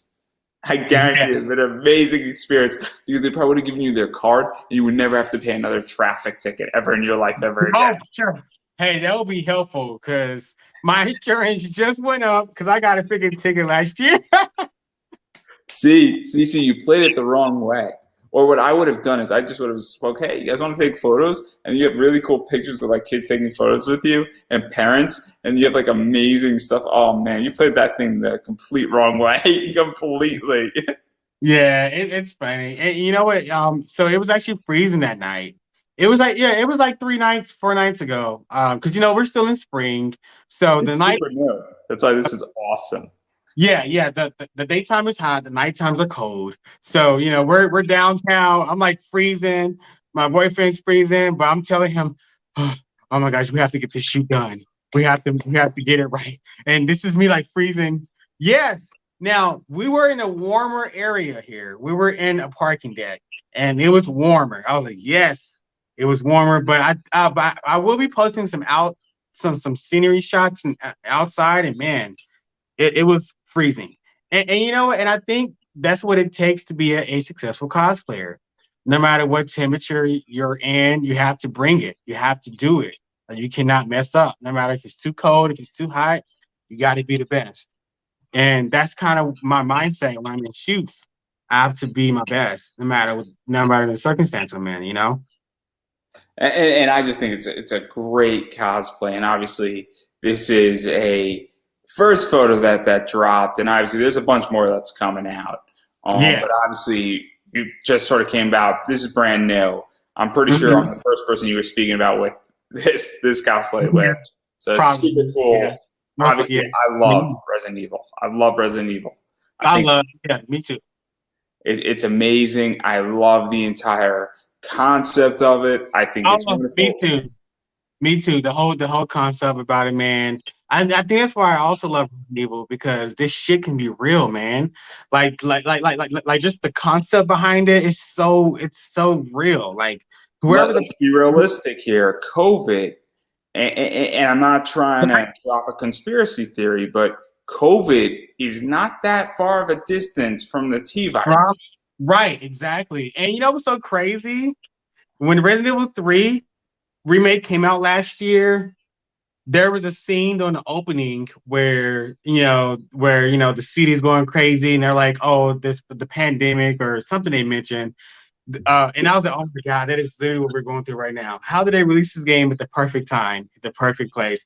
It's kind of scary. And whoever wrote the Resident Evil concept, they are a genius. Thank you so much, whoever you are. I don't know who you are, but I just feel like it's relatable because it can be real, you know? Scariest scene. There's three terrifying scenes in Resident Evil throughout the first 7 games. So the first terrifying scene is that closet scene in the first game, Oh my God, yes. where you're reading that, and that scene is still scary 20 plus years later. Yes, it is. I mean, yeah, I actually have three. I actually have the first three original Resident Evil games that I played on my PS1. I just beat them this past holiday, and yes, I cannot get over that closet scene. I freaked out. Yeah. That scene is a very scary scene. The draining scene is also similar when you drain the tub and then a zombie's in there. Oh yes, yeah. Oh my God, I freaked. Down in the sort of, I guess, corridors with like all the spiders and stuff. So Yeah, that's a scary scene that's equal to the closet scene. So those are tied at like the top scary scenes. yeah, yeah. The top Yes, I three. agree. I The, agree. the second is that opening scene in Resident Evil 3 where you have all those people in the police shooting and sort of the Umbrella Corps dropping in and trying to figure out how to get overrun by zombies. That's pretty scary. Oh yeah, that's really scary, man. That's basically the end of the world. And then, Uh, and then the final scary scene is Resident Evil 7, and it's grandma's on a rocker, yes. and then stuff's going on, and then grandma's not on her rocker anymore, and grandma's Right, nowhere to be found. right. That's terrifying. You're terrifying. And the mom, Margaret, she was terrifying too. Oh my God, when she morphs into her like I guess insect state, man, that was terrifying too. And so the grandma thing is terrifying because you're expecting grandma to be turned around, and she's all just quiet old lady in a nice little house. Right? And it's scary. And I didn't beat Resident Evil 7. I got up to that stage, and then I was like, okay, I'm good. Wow. Yeah. You know what's so funny? I did not expect the grandma to be E series at all. Like I did not expect her to be what's the little girl's name again? Um Man, it's been a while. It's been a while yeah, since I but played 7. but scientifically her name is E series. E series. It's oh yes, Evelyn. Evelyn. Yeah. Yeah, Evelyn, that's her name. I was not expecting grandma to be Evelyn because due to her genetics, makeup with the virus, she aged pretty fast. And the whole time this bitch was watching me throughout the whole mansion. I didn't even know it was Element. I could have killed her right there. It was very scary, that scene, because you got grandma, and she's just rocking, and then you go 3, 4, 5 doors down, and she's gone, and it's like, okay, Yeah, when is grandma coming back? Terrifying. right. That's like the scariest moment in Resident Evil in the entire Like, franchise.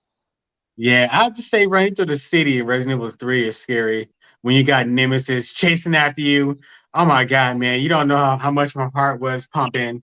I mean, that game is like about almost 25 years old and it still scares me. It is crazy. Resident Evil 3 is a very, very adrenaline driving game. Yeah, it is. Very, very adrenaline driving. The first time I played it, very adrenaline driving. Almost as adrenaline driving as the greatest comeback in Overwatch that I played. That's a Yeah. whole different story. So my team was we tied 3-3, and we had Hmm. to push the payload. And I forgot what scene we had to capture the payload and then move it. And we have a minute left in this game. It's a crazy circumstance. And what wound up happening is that we all get to the payload, and then we push the payload all the way through 3 checkpoints, not leaving the payload, marched it down with no time on the clock. It's the craziest circumstance. And then we were on offense first, and then we played defense, and they had 3.5 minutes, and we held them completely, not touching the payload. Amazing. That's the most adrenaline thing. And after I put the game, like my hands were like so like shaking. But when I put it in Rainbow 3, the remake, that game, man, every 5 seconds. Yeah, the remake. Oh, it still had The that same circumstance. Yeah, and you know, and, Yeah. and you know what? And you know what, man? Carlos, he is so hot. He is super hot. Like I have a big crush on Carlos, man. I mean, the internet does. He's a really hot Latino dude. Like, my boyfriend is Latino too. So I'm with it. I really am. Like, yeah. See, I like Jill looking the way she looks in that game. Huh? I love Jill's outfit. Yeah. She looks like a street hooker. It's so bad. It's so bad, yet it's so Resident Evil. It's so Left 4 Dead type vibe. It's so it's so perfect in so many ways, and it's so Japanese. It is so Japanese. It really is. And it's brilliant. And that game gets flack for it, and most people don't understand the whole point of that. It's like straight out of like Sailor Moon, Japanese anime otaku land, and it should never change. And I'm glad they didn't change it. Yeah, I mean, I agree. Yeah, how you feel about Resident Evil 8? The new game. Yeah, I was gonna ask, man, where are we even going with that game? Because that game looks fun, but it looks so fucking weird with like Lady Demesu or whatever her name is, and like she's like a vampire. Yeah. Now I pronounce it Lady Dimitrescu, which makes no sense. I don't know. I don't get it. I think it's gonna be a fun game. It's gonna be a great game to play. I don't know exactly when it's coming out, and I'm right now just taking a hiatus from video games because I got way too much stuff going on. But when I go back into video games, I'm going to pick it up because it's going to be a fun game to play. Yeah. Leon's in it. I think Chris is in it. And a few others are in it. But what is she, like a vampire, like a 7.5-foot tall, plaga-infested vampire? So the game. So great news. So great news. The game comes out May 7th, which is like literally it's about a month because today's the 6th. We're 30 days out, give or take. Yeah. So I'm going to be honest. I really wasn't sold at first when they first sold the promotions because I just feel like they're kind of straying away from Resident Evil like source material, but that's what they did with Resident Evil 7. But they were only promoting it like it wasn't a Resident Evil game. But when you actually play it, it's like, oh shit, this whole thing is like so Resident Evil. It just doesn't have zombies in it. I guess the molded monsters were considered zombies. So I'm assuming that's how RE8 is going to be. I think the way that they're promoting it, it doesn't really seem like a I feel so. I feel like they're promoting it through cosplay because that main villain has been one of the most cosplayed entities. And my question for Capcom and Ubisoft is: did they pay a bunch of cosplayers to do it? Would not surprise me. I'm not trying to be conspiratorial here, but this does not seem normal a game trailer. And I know a bunch of people that I've interviewed in the cosplay world have cosplayed this character, and I'm like, you're getting paid, right? Like, because it just seems. And I'm not trying to be conspiratorial here, but something's off. Yeah, I see what you mean because I feel like why didn't people cosplay Nemesis? Or why didn't people cosplay, Margaret Baker from Resident Evil 7? How come all of a sudden now this tall lady is like the big topic of the day?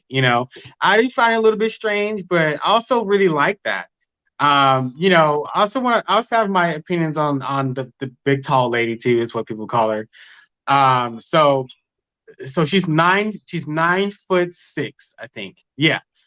yeah, she's 9'6", so she's a very, very tall human. I get she might not even be human, but I feel like when we actually play the game, it's gonna be a real RE vibe game. Like I said, I think the way they're promoting it, it's like they did with RE7. It doesn't really seem like a Resident Evil game, but when you play it, you're gonna be like, okay, yeah, this is Resident Evil for sure. What I'm hoping is I hope Big Tall Lady, I hope her mutated stage, her final boss stage is like really terrifying. I'm hoping that she doesn't stay the big tall lady for the whole game because then I'll be very disappointed. I hope that Ethan injures her to a certain degree that makes her morph into like this really scary like monster. And you know she's already 9 foot, so imagine her morphing to like a bigger monster. It's interesting, her entire character, where she's very elegant. She's got the like dress on, very Yes, 1950s, 1960s. yes, and the way she talks is so like elegant, and proper, and it's like Very, okay, very European, if you will. yeah. Very much like Resident Evil 4's Salazar. Mm-hmm. And shoot, who's the Salazar? What was the kid, right? Salazar was the little kid, little guy. Yeah, Yeah. and then who's the other final boss? He was the priest. I forgot his name. Yeah, I forget But his name too, but Salazar speaks very elegant, like a castle, whatever that thing is called. That's how she seems, right. and it's just it is weird. Like it's a fascinating character and it's a fascinating villain, and I just don't know where we're going with all this because at this point, I feel like Resident Evil has run its course to some degree. Yeah. After they sort of Blue Umbrella occurred, it's run its course at this point. Yeah. Yeah. I see what you mean. I agree. And I think that at this point they're just coming up with new ideas to keep the franchise alive, which I'm totally for because we're talking about another game Resident Evil, they came out Yeah, at the same time as Tomb Raider. I feel like Tomb Raider and Resident Evil are like brothers and sisters. They literally have been around the same amount of time. This year also marks the 25th anniversary of Resident Evil. I feel like they're brothers and sisters. Literally, they came out at the same time on the same console. They were both very popular. And I just think that yeah, I'm thankful that Capcom is keeping their name alive because I love this franchise. Um, like I said, I wasn't completely sold on RE8 because first of all, what are vampires and werewolves doing in Resident Evil? Like it it's doesn't, so weird. yeah, it doesn't make sense. But we're talking about a company who mis who mispromoted Resident Evil 7 purposely because when you played it, you're like, oh shit, this is like Resident Evil. So we're talking about a company. I think they're trying to like trick their fan base or whatever in a weird way. Because I feel like when you play RE8, it's going to be totally Resident Evil. And I've done my research. So supposedly RE8, it has to do with like the historical beginning of Umbrella. Because the Umbrella symbol is a part of some of the puzzles in the game, but it has to do with the original like beginning of Umbrella. And Lady Dimitrescu, they're saying the flower that she has on her shirt, the little flower pendant, is the what's the plant they found in Africa, which Oh was yeah, yeah, with the James Marcus and all that stuff, yeah, and yeah, it's the progatory. It starts with the P, but that was the original plant that started the whole T virus and all that stuff. So supposedly she she's merged with the plant. Like she's been around for like hundreds and thousands of years since the plant was created. So to me, I feel like it is going to be Resident Evil. They're going to bring some historical things in there, why it started in the first place.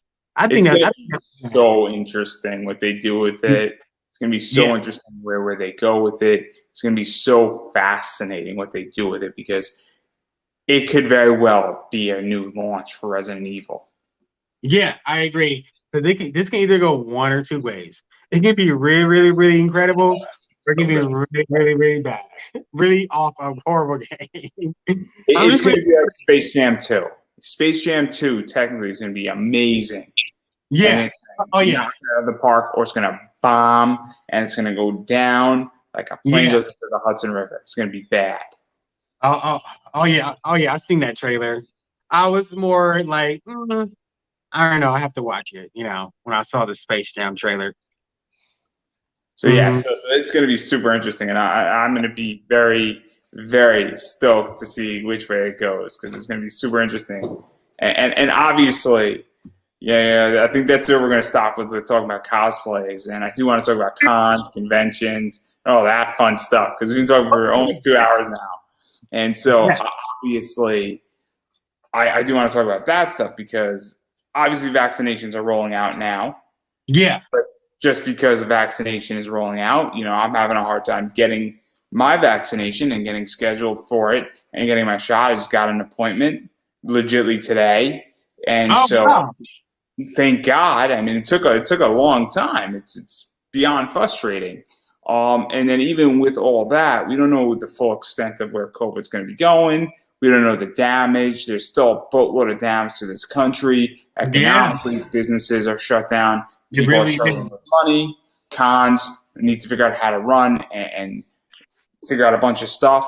Obviously San Diego is not happening this year. No. Like it didn't Yeah. happen to You, last yeah. year. It's not. And It's not.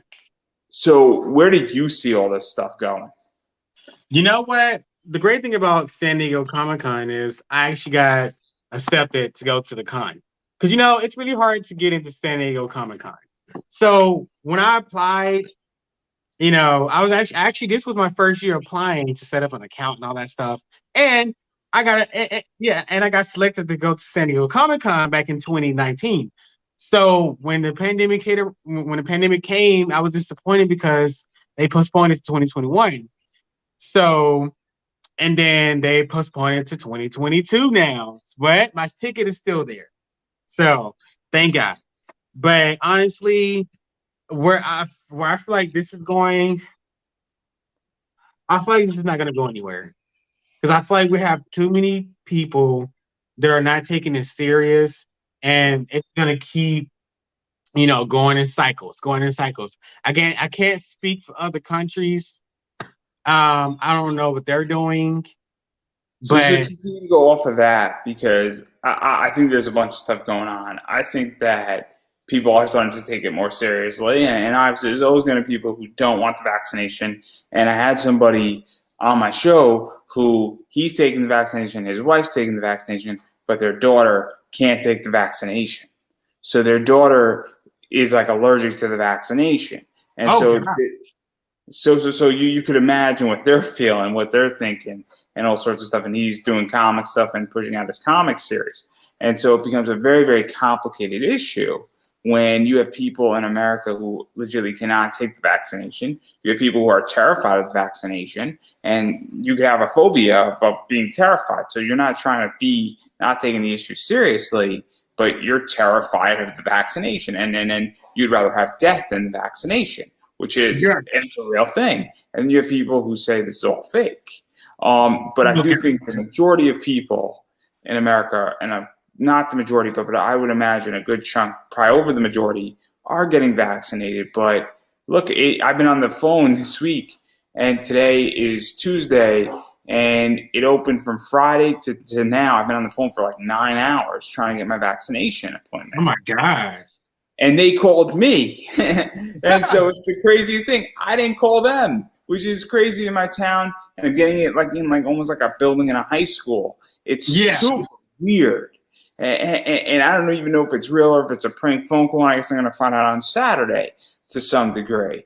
So I would imagine it's real. It seems legit, but random phone call from Connecticut and from like the town of Bethel where I live. So oh my god, obviously, yeah, you got to be careful with that.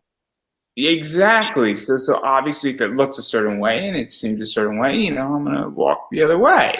But my Yeah, point is that drive off, even go with back home.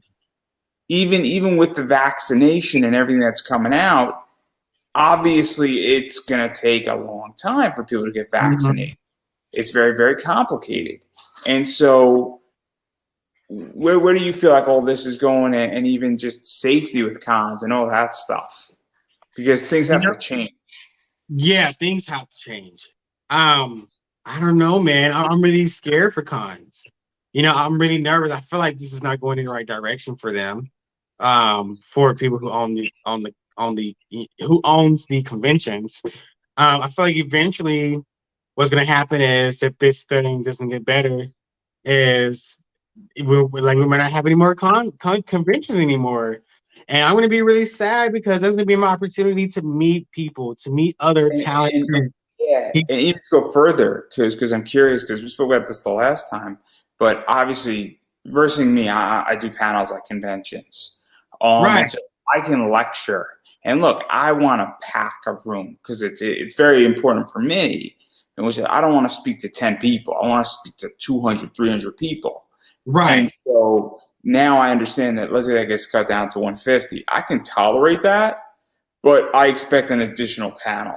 Or conversely, if I have a popular panel, maybe you have to have panel A, and the next day you do the same panel, you have panel B if it's a super popular panel.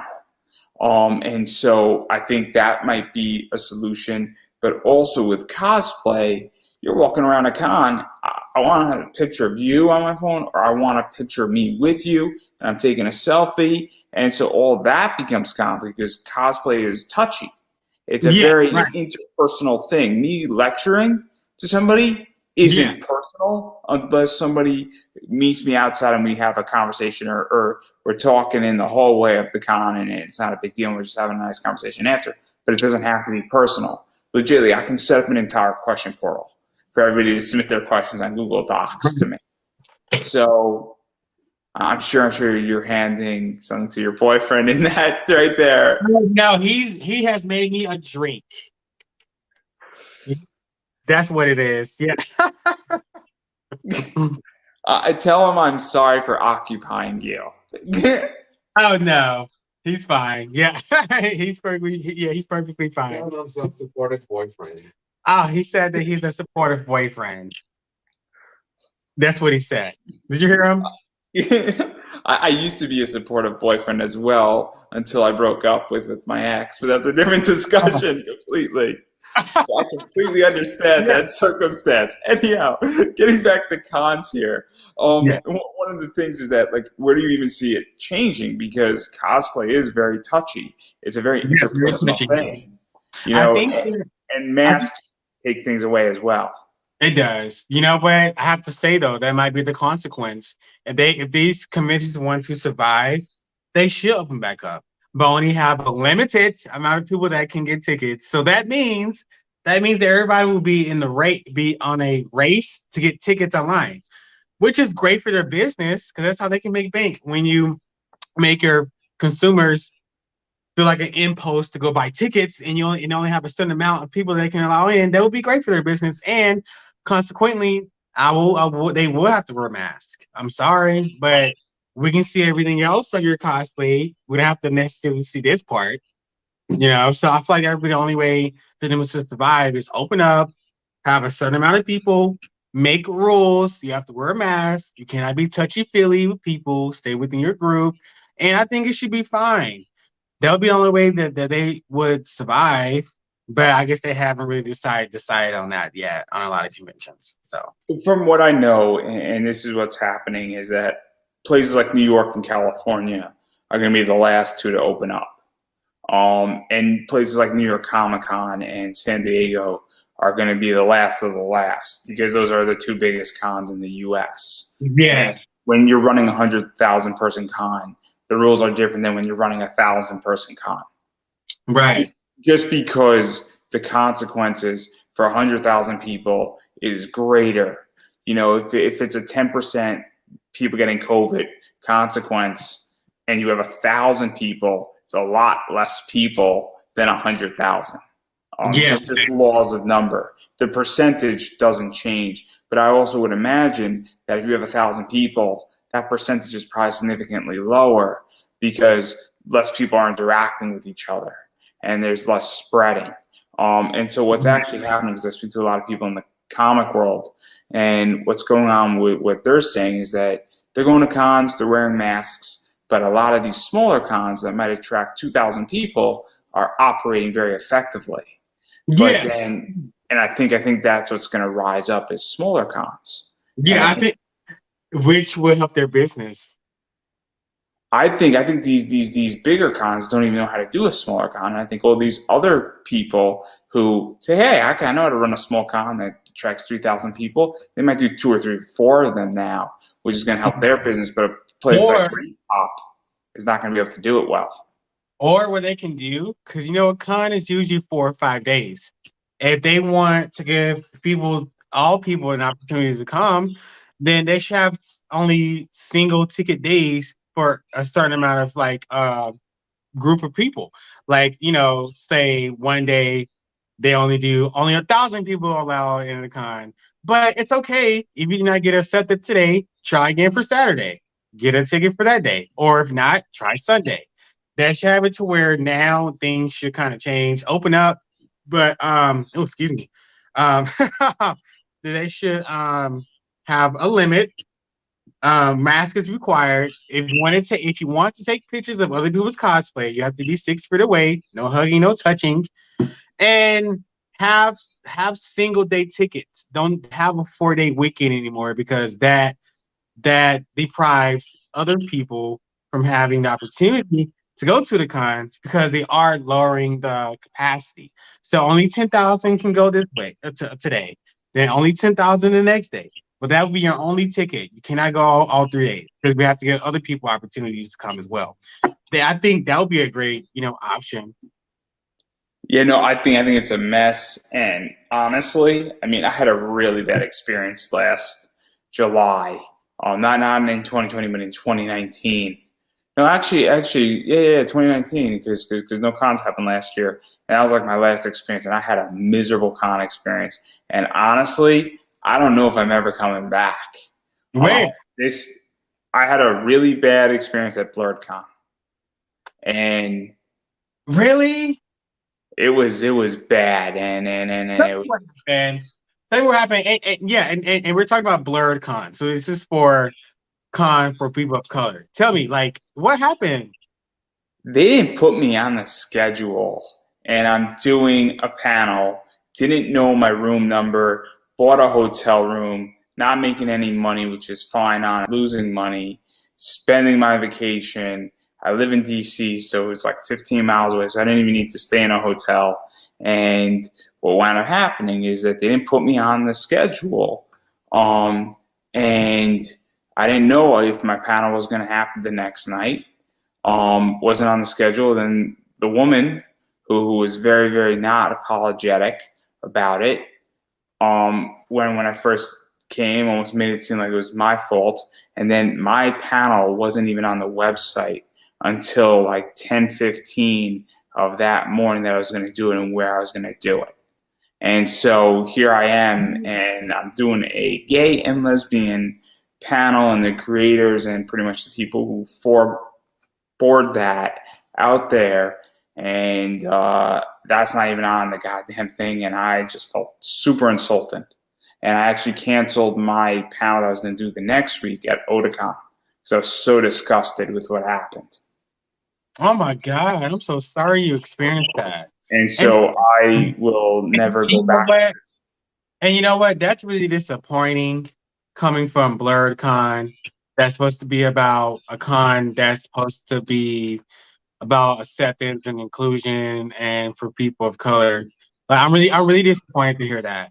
But I don't think that I don't feel like that takes away that there are kind, compassionate, inclusive people It was there. it was it was a failure from leadership Yeah, collectively. leadership. Yeah. And I remember he said it at AwesomeCon, and I'm in that photo because my panel at AwesomeCon was right after the first BlurredCon. They did a panel how they want to expand outward in DC and in Virginia, and after 3 years, the BlurredCon, the third one, I felt shrunk, and I felt that con is not progressing. I feel like it's actually shrinking. And honestly, I find that concept is great, but they have a lot of bad leadership in that position.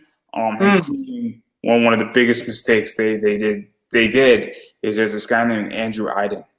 Andrew Iden was John Lewis's communication director before John Lewis passed away, and he wrote with Nate Powell March. That very, very important book about John Lewis marching with Martin Luther King down in Alabama over 3 things talking about civil rights. And you have Andrew Iden, legitimately, who speaks across the country on this topic. And March is one of the only graphic novels pushed out in all these libraries in like 6th grade all the way up through high school. And you have him legitimately 10 miles away from your con, and you didn't invite him. Bad leadership. Failure of leadership. Complete failure of leadership. And then the reason why I think, and it's going to sound messed up, is Andrew Iden is white. You know what? I was getting ready to. I was getting ready to ask you that. I was getting ready to ask you, were you the only white guy that was maybe doing like the panel? I mean, I do panels all over. I definitely was probably a minority at that con. Okay. I'm also a straight white guy doing a gay lesbian panel. Yeah. See, coming from a black man, that's really messed up. And it gets more messed up. I'll tell you the other side of the story. So this was my 3rd year there. Mm-hmm. In year 1, it was great. It was fun. It was an awesome con. Okay. It was cool. It was very accepting. It was very run professional, which leads me to believe that in year 2 it was okay. But they basically said to me, hey, because I submitted about 5 panels, because I just want to talk about this stuff. And what wound up happening is that they said, hey, could you do 2 more panels? I said, yeah, I'll do 1 more. And I was like, I'll do it on Sunday. Yeah, no problem, guys. Happy to talk about like Gundam, Mobile Suit Gundam. Nothing to do with anything. It's the women of Mobile Suit Gundam. And I developed it was my first panel that I developed. And it's exploring anime through the women of it versus the men. Cool concept. Super interesting. Really, and I don't speak very highly of some of the women in there because they're not good women in Mobile Suit Gundam, and they're not good men either. I'm not going to pretend here, and I give it like it is. And most people who are Gundam fans are like, this is really cool, man. It's a cool concept because this isn't woman power. It's just saying, hey, we're just looking at the women and how the men are reacting to them and how they're reacting to the men and with the war going on. So did that 2nd year. They basically said, hey, man, we're short panels. We're going to do 2 more. I said, hey, guys, I'm not doing the one at 12 o'clock. No offense. I'm going to be sleeping that year. We get it. But I picked up another panel in my 2nd year. And then my 3rd year, this happens. And it was just like, what the fuck? Yeah. I'm a team player here for you guys. And then this is how I get treated. And you don't think that I don't know people. You don't think that. And meanwhile, I got my show going on. I'm a podcaster, and you really don't think that this isn't going to get around in my circles? See, that really disappoints me. Because, I've never ever canceled a con appearance, and I was so disgusted after that 3rd year. I canceled Otakon. I was so pissed. Yeah, and me, coming from my perspective, I deep down, only thing I can think of is because of your skin color. I mean, I don't really know. No. I don't even think it was my skin color. I think the Andrew Iden thing was because of the skin color. I moved from Andrew Iden wasn't booked at that con or invited to that con because he's white. That, I think, was skin color based as a guest, which I think is fucked up because you got the expert. You got the expert. You got your champion who legitimately is speaking in probably 120 schools a year on this topic, who's a superstar, who's the most prominent guest. If you book him here and you didn't freaking bring him when he lives 10 miles away. Yeah. That I think was because he's white. What I think happened is complete incompetence, which is, I don't think and I don't view it that way. With BlurredCon, I view it as complete incompetence, and I view it as complete failureship of leaders. I don't view it as my skin color. Okay. So it's I just didn't view it that way. You might view it that way. That's fine. I don't okay. think it was because of me being white at that time, because the Okay. 2 Okay. other Yes. years Yeah. were Yes. great. Yes. That third It year has to just was do with maybe leadership it was skills. incompetence, and it was complete incompetence. And what bothered me more is that you guys didn't fix the problem immediately. You didn't say, "Hey, man, we messed up. We're gonna make sure you're taken care of on your website. Let's." And the person at the con just said, "Yo, man, want to grab a beer?" Because something like that would have nursed the entire situation. And I wasn't looking for anything, and here I am, and I'm like, and I was completely thrown off my game. I did a really bad panel, and I'm never going back there again. And that was my last con that I attended in the last almost 2 years. And I can Hmm. tell you, I'm not coming to a con till 2022. And honestly, my attitude has changed completely. Oh, okay. I might want to be careful going to BlurCon then messing with my friend Andrew. Who do they think they are? Yeah, I don't play that, especially when it comes to my, to my friends and my buddies. I No, don't no appreciate it. way. Don't. Huh? I didn't appreciate it. I I have understand fuck ups happen. And I think most people understand things happen. And I've yeah. done 50 panels, and most of the time something bad happens. Somebody says, "Oh man, I messed up. I'm sorry." I'm like, Right. don't worry about it. No apology or anything like that. But that's how I feel about BlurCon. I think it's a cool con. I like the concept of it.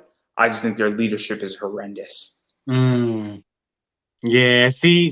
I've never been to a BlurCon, so I mean, I can't really speak on that because I don't really know what that's like. um, um, You know who runs BlurCon. I mean, he was big in MomoCon down in Georgia. no, who? I don't know. Hilton George. Okay, George. Hilton George, this was what makes it even worse. Hilton George is a veteran, and he was responsible for all of this. Not Mhm. necessarily my department, because he had obviously his panel expert, but when you have a situation and you're the head of a con, you're responsible for it, Yeah, regardless. I And mean, he's a veteran. He's a well-respected individual in the con world. He created an awesome concept, and you pissed me off on it, man. And he doesn't know it. And there's been somebody who said maybe they would reach out to see if me and Hilton could have a conversation.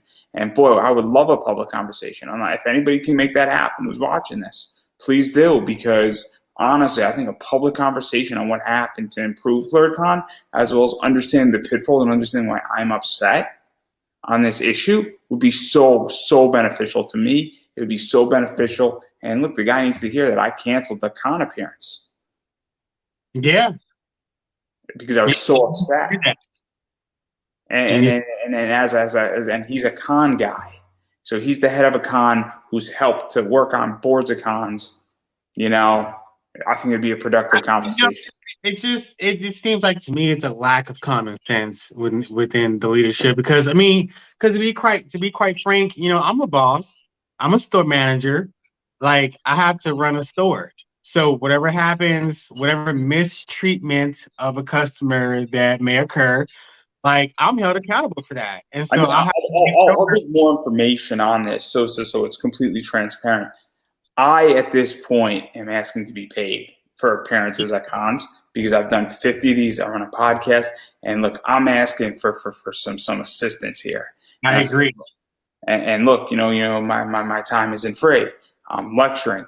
That's where they got confused. Is that I said, and I don't shoot an email 2 weeks before. I shoot an email 6 months before. Right. And I say, look, can we make this happen? And then they don't answer me. And then 2 weeks after I get I say, guys, what about this email?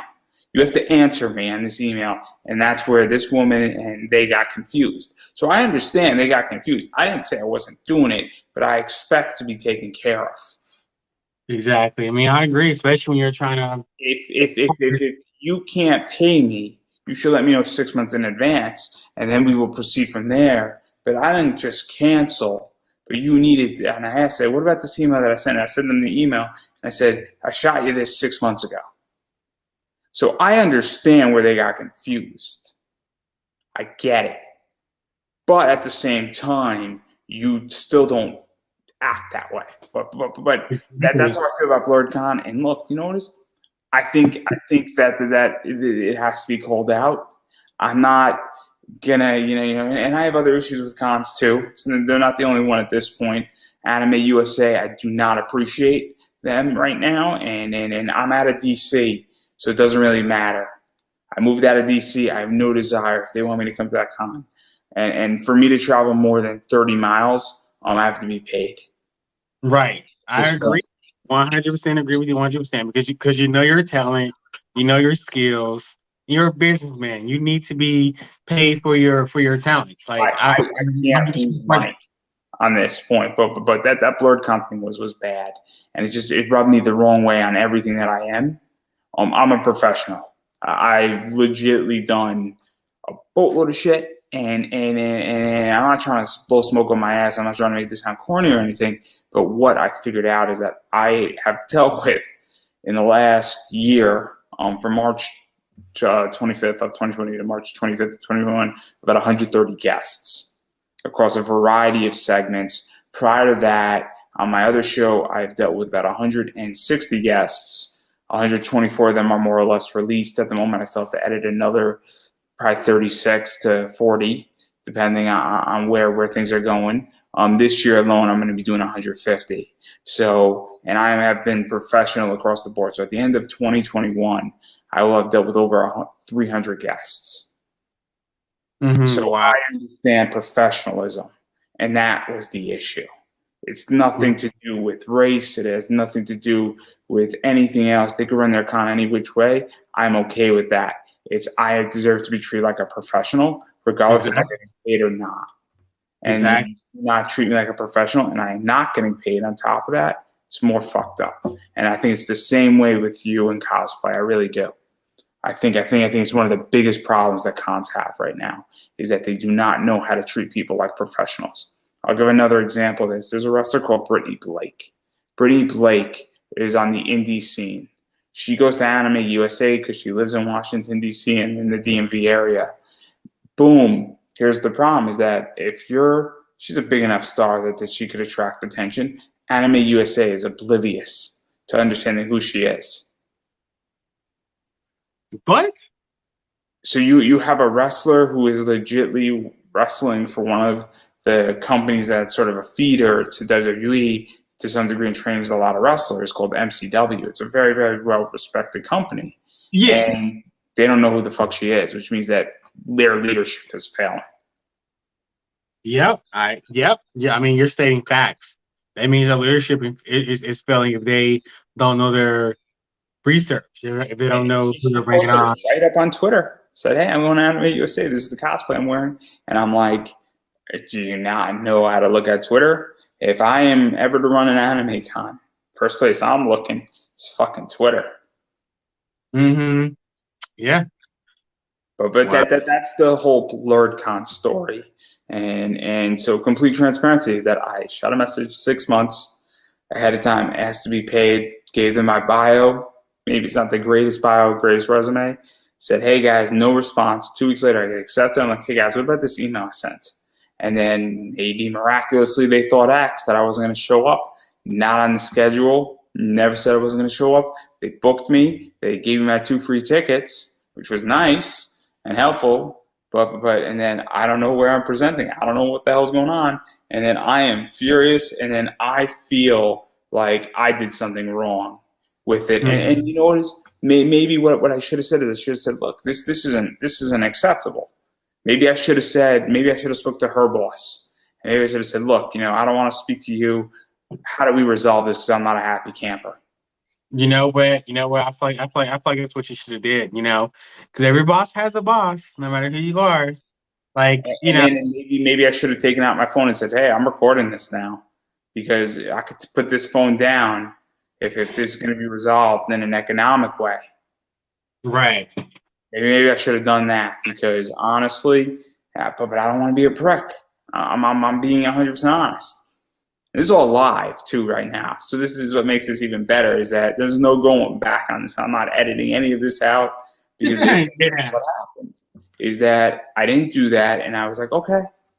and it changed my attitude at the con. It changed my attitude in conventions. And I hate to make you associated with this, but what I need to say is that every con that I deal with now, they have BlurredCon to thank for this new attitude. You guys made every con that I deal with now has BlurredCon to thank for this attitude and how I'm acting. And it takes a few instances, and there's been plenty of companies and plenty of nice people who have treated me well, and there's been plenty of companies that have treated me horrendously. And now this is what's happening, and every con, this is what I'm now gonna get everything I want out of it. And if you treat me badly, it's gonna be very difficult, and I think that's what needs to happen in the cosplay world too, to some degree. I really do. I think everybody now needs to understand that they are a content producer, and that everybody who has any skill needs to be paid for it. I agree. I 100% agree with you 100%. I definitely back you up on everything you're saying. I don't want the con to fail. I just want a leadership change. I want them, and I don't even. It's not a race thing either. I want somebody in that company and in that con that says, okay, we need to handle customer service, and we need to handle our shit well, and we need to adapt, and we need to get out of our bubble a little bit and understand that the most important person at that con is 3 groups. It's 4 groups technically, and they all need to be happy. It's the panelists, it's the guests, it's the vendors, and it's the people that are buying the tickets. Yep. And it's 4 groups, it's not 2.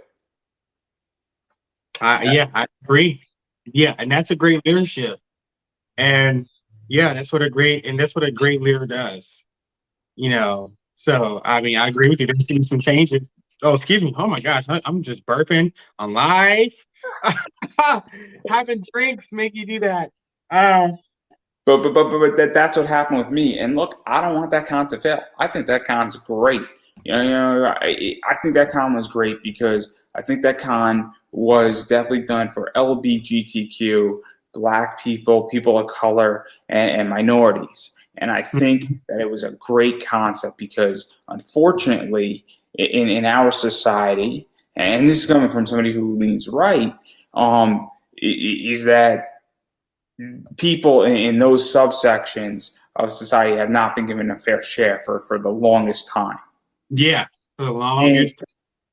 I was on a show where I'm a big wrestling fan, and a bunch of people I know just wrestled for a show called Butch vs. Gore, called the Cassandra Cup. It was a all LGBTQ talent wrestling, and Cassandra is like the pioneer of a gay wrestling, and very much like a lucha libre gay wrestler who has paved the path for countless wrestlers. And I was on a show that somebody said, "Oh, that's what that is that's separate but equal." And I made the argument to say, no, that's capitalism. That what these people have done, and what this group of people had, they created an opportunity where nobody said we're going to hire these people, or these people have fewer opportunities. And what this company did is they said, we're going to go build our own, and we're going to build it better than everybody else's. So I don't think that they're going to market to everybody else. So I don't think that's separate but equal. I don't. I think that's called capitalism. That is, yep. That is capitalism. I made that argument, and then it's not a political argument. It's saying, look, if somebody's not giving you an opportunity, you go build it. And that's what I think BlurredCon was in many ways. I think it's a very good thing, and I think they said, we're going to go build something that doesn't exist. Yeah. And everybody's welcome here. I mean, look, I'm a straight white guy doing a gay and lesbian panel with primary sources of material. And you know what? And that's one thing I've been curious about BlurredCon, because I've been curious to know, like, are they really inclusive, or is it like pro-Black and pro? I think they were very inclusive, actually. I really think that. But yeah, because I've been to one, so I don't really know what it's like. So, and the reason why I haven't been to one, because I've been a little on the fence, like, oh, okay, because in the back of my head, I'm like, okay, they're probably just pro-Black. They're probably like mistreat, people that are white or that are like Hispanic, but that's not the case, right? Not that I saw. Not Okay. that I saw. I thought it was pretty reasonable. I thought that I was treated decently my first and my second year. It was Okay, that well, I mean, that's amazing to know now, since I was never really this is, aware. this is what makes this even worse. Is that I'm the best advocate for them. That's what's insane about this. You have somebody who is not your target advertising for you. That's a victory. It's kind of like if you have your political enemy saying, "Well, that guy campaigned like a monster, and man, he fought in the trenches for this seat." And I gotta say, it's kind of like sometimes when a president concedes, right? So when George W.H. conceded to Bill Clinton, I mean, that's a very, very big thing. And the reason why I use that political analogy is because that means your enemy has conceded and said, "Hey, you deserve that win," right? Yeah, right. So when I say BlurredCon is very inclusive and they're a great con, I think and their concept's great. I just think that they did a shitty job with me. They treated me bad, not based on my skin color and my Yeah, of course. based on just failure of leadership. So I don't want anybody to think this con's racist. That's not what I'm saying, and I'll defend that position. What I will say is that they got a leadership problem, they have a growth problem, and that third year was not as hot as that first year and was not as good as that second year. And it was a problem. It was a problem. And when they say you want to expand outward and they want to go to the next big hotel and not go into DC, but they want to go out of DC, there's all these hotels. Well, coming from me being a boss in my daytime job, I still have a boss. And every time when something's not working, I always I'm always held accountable every single time. Their boss and the guy who's the head of it is not the good leader. So the only boss is the customer. And that's what I'm getting ready to say. If it's a situation where like money is going down, then their bosses need to see that. Their bosses need to call them and have some corrective conversations with them and get them together, because I mean they don't know what they're doing. They don't know what they're doing, and that third year showed me a whole different light. But it's a real problem with the Commonwealth, and this is why I don't know if I'm ever coming back. And I'll be 100% honest. I'd rather do this anyway. For me to build a panel takes about anywhere from 10 to 15 hours, and then it takes another probably 8 hours to develop a concept on top of that, and then it takes me probably 20 to 30 hours to build the panel. That's an hour-long panel from start to finish. That doesn't mean that I mean, I'm not going 30 hours straight, but what it means is that there's a lot of effort that goes into this. For me to build an interview now, it takes me anywhere from 3 to 5 hours plus an hour or 2 hours recording. And so there's a big difference in time. And my panels while 250 people go and sit in my room sometimes, it's not the same as marketing it online.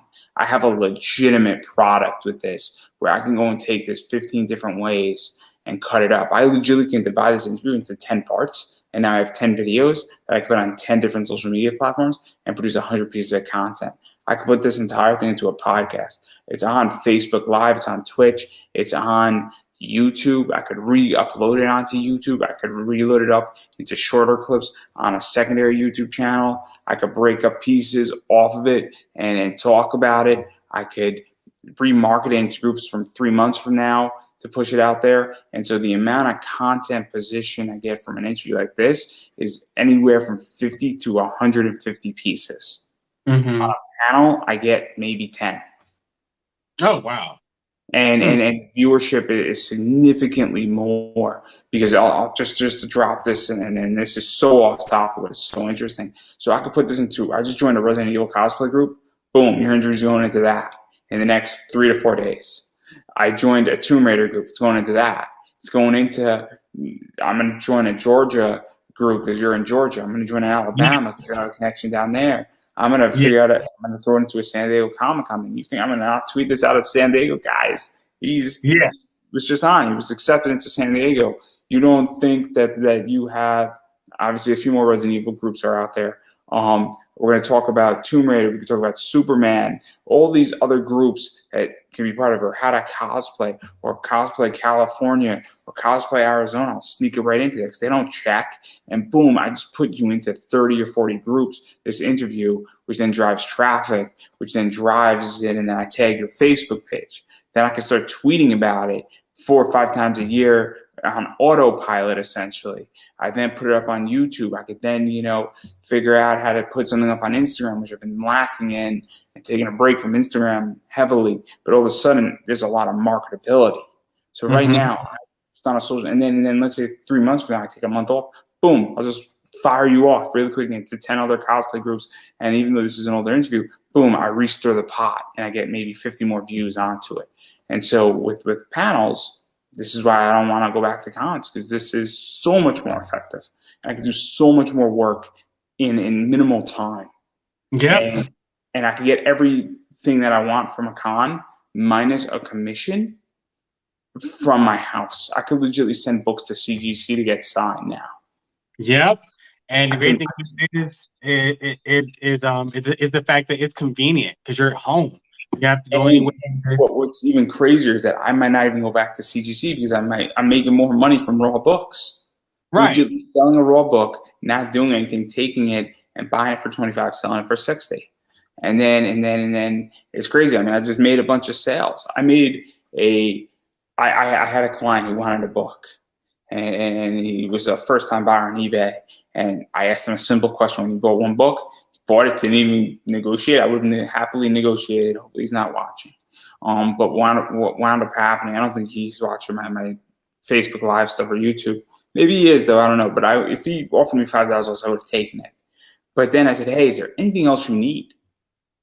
Or anything else you want?" Because I had a bunch of stuff up there. He's like, "Oh man, I want that book. What would you do for me?" I said, "Free shipping on that book because I'm going to combine it with this order, and I'll take $5 off." He said, "Oh, I'm in, man." He said, "Is there anything else you need, man?" And I said, "I'm listing 3 other books." I listed another book. Boom, book said, "I'll take $5 off, free shipping, man." And all of a sudden, I took a $60 sale and I turned it into I turned it into a $200 sale. Mm-hmm. And 2 of those books had a carry time of about 3 weeks, which is the fastest time I've ever turned around a comic book in my life. And I'm not saying I'm getting rich off of this, but my point is that before COVID, I couldn't do that. Right. Now I can move serious money around. Then obviously there's eBay fees and all sorts of stuff. And obviously I pay for the items themselves. And then all of a sudden I take out the profits, and it's an awesome business model. And this is what I'm teaching in my comic class. But my idea here is that I couldn't do that 12 months ago, 14 months ago. Mm-hmm. I can do that, and it's wonderful, and it's awesome. That's why I don't think I'm ever going back. I don't think I'm ever going back. Hey, man, if it's not broken, don't fix it. I'll do 2 cons a year. I'll speak 4 times a year as a panelist, but I don't know if I want to go back. I don't know. Because to me, it seems that cons are stupid, and it seems to me that I could sell and make more money doing what I'm doing as long as I can access books. I mean, yeah, because at the end of the day, I feel like conventions are really about them. They're not really about their consumer or their client, The only thing I want from a con is I want an artist commission that I think get graded, and that's the only thing I can get from a con. Because I want it graded because it protects the book. It's not even a value thing. It's the idea that I want, it to be, this is a sketched book. My point is that at this stage, I don't need anything from a con. And there you go. So that's how I feel about all this. And this is just with COVID benefits me because there's an abundance of money, and I'm very good at picking books, finding books, and selling comics. And I have a big comic collection, and I have a big collection and I just pulled a bunch of books today to sell that I'm going to be listing in the next 3 to 4 weeks on eBay. And my goal is to list like another 30 to 40 books this month. Mm-hmm. Wow. And I have decent profit margins. And so why would I ever want to go back to the old thing where my profit margins were 15% after I paid for a bunch of cons to get access to my books? I mean, yeah, right. I mean, that just makes logical sense. Versus having a 30% or 40% or 50% profit margin. Profit margin, not gross profit. There's a big difference. Right. Wow. Meaning that the item is paid for and then my profits get calculated, which is insane. So if I spend $100 for a book and I have a 50% profit margin, that means that that shipping is 10 and eBay charges 13%. We're at 23, and then I have a 50%. So I've made over $123, and then my 50% kicks in. So whatever 50% of 123 is what I made. Wow.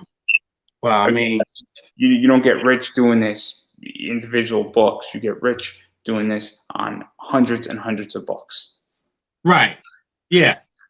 Wow. And I'm just flabbergasted. I just me as a consumer who shows up to cons dressed up. I just buy the tickets and I just show up. I'm not really a part of the production. I'm not part of the staff, or I'm not part of the Why do you think I started doing panels at cons? the panels. Yeah. Like I'm not a part of the panel. Why do you think I started? No, seriously, why do you think I started? Huh? Why do you think I started doing panels at cons? It was a free ticket. Yeah. That was the whole thing of it. And then after a while, after doing 50 of them, I'm like, I should be paid for this. Right. Yeah. And I just don't I'm just not aware that this stuff happens. Because like I said, I'm just a consumer. I just show up my cosplay. I have a great time. I don't really know how it is for you as a client that's trying to work for the con, but still sell your own products. Like I don't know how that is. I don't know what that is. What's even crazier is that all I wanted in the beginning, after doing 20 cons and 20 panels and becoming decent at this, and even on my 40th, all I wanted a little shout out in the goddamn pamphlet or in the little book. That's all I wanted. I didn't want money. I didn't need people's money. I needed the credibility. Mm-hmm. Because I understood very early on that credibility will make me more money, because if all of a sudden I am doing a podcast panel and I'm telling people how to do podcasting, and they give me a little blurb in the book of who I am, saying this guy is a really good podcaster, he's done 100 plus interviews, he's going to give you a bunch of information, and I have a little blurb on it. Nothing that's going to cost the con too much money. It's going to not cost them anything. Mm-hmm. So right. They're going to come to my thing, and now they're going to come to me, and now I have credibility because this con gives me credibility, and then I can say, oh man, this con just booked me. Anime USA just booked me. Hey, awesome, man, you want to book me? Hey, Georgetown, you want to book me? Hey, this other con, you want to book me? Hey, this Virginia con, you want to book me? Hey, Anime USA, you want to book me? And all of a sudden, I'm now getting credibility, and it's not costing them money. And then all of a sudden, I do 15 of those, and I say, hey, my rate is this. I just want a hotel room, and then I'll be happy to come, and that blurb, and then you build out. That's all I wanted. I just wanted a little credibility, because that would have expanded my business and given me the accelerant. And that's what they didn't understand. This is called a failure of negotiation. Is that when you don't understand what somebody wants and why they want it, people don't want money. I don't want your money. I don't need your money. Now I want your money. Because now I've come to the realization that if you give me $500, guess what I'm going to do? If you give me $500 in a hotel room, I'm literally going to pump that $500 into Facebook ads. No, seriously, if somebody wants to sponsor the show, legitimately, your money is going to go into Facebook ads. It's not going into my pocket. I'm going to go pump, if I had a sponsor and they wrote me a $400 check for 100 episodes, right? That $400 is going to be spent and pumped into Facebook ads. Yeah. To just grow my page likes, which is going to grow their audience, which is actually going to help their underline, because now more people are into it, and it helps me tremendously because now my audience expands. Everybody wins because I get what I want. All I want is I just want a way to finance my expansion on Facebook ads, or push out the podcast, or push out the YouTube channel, something of that nature.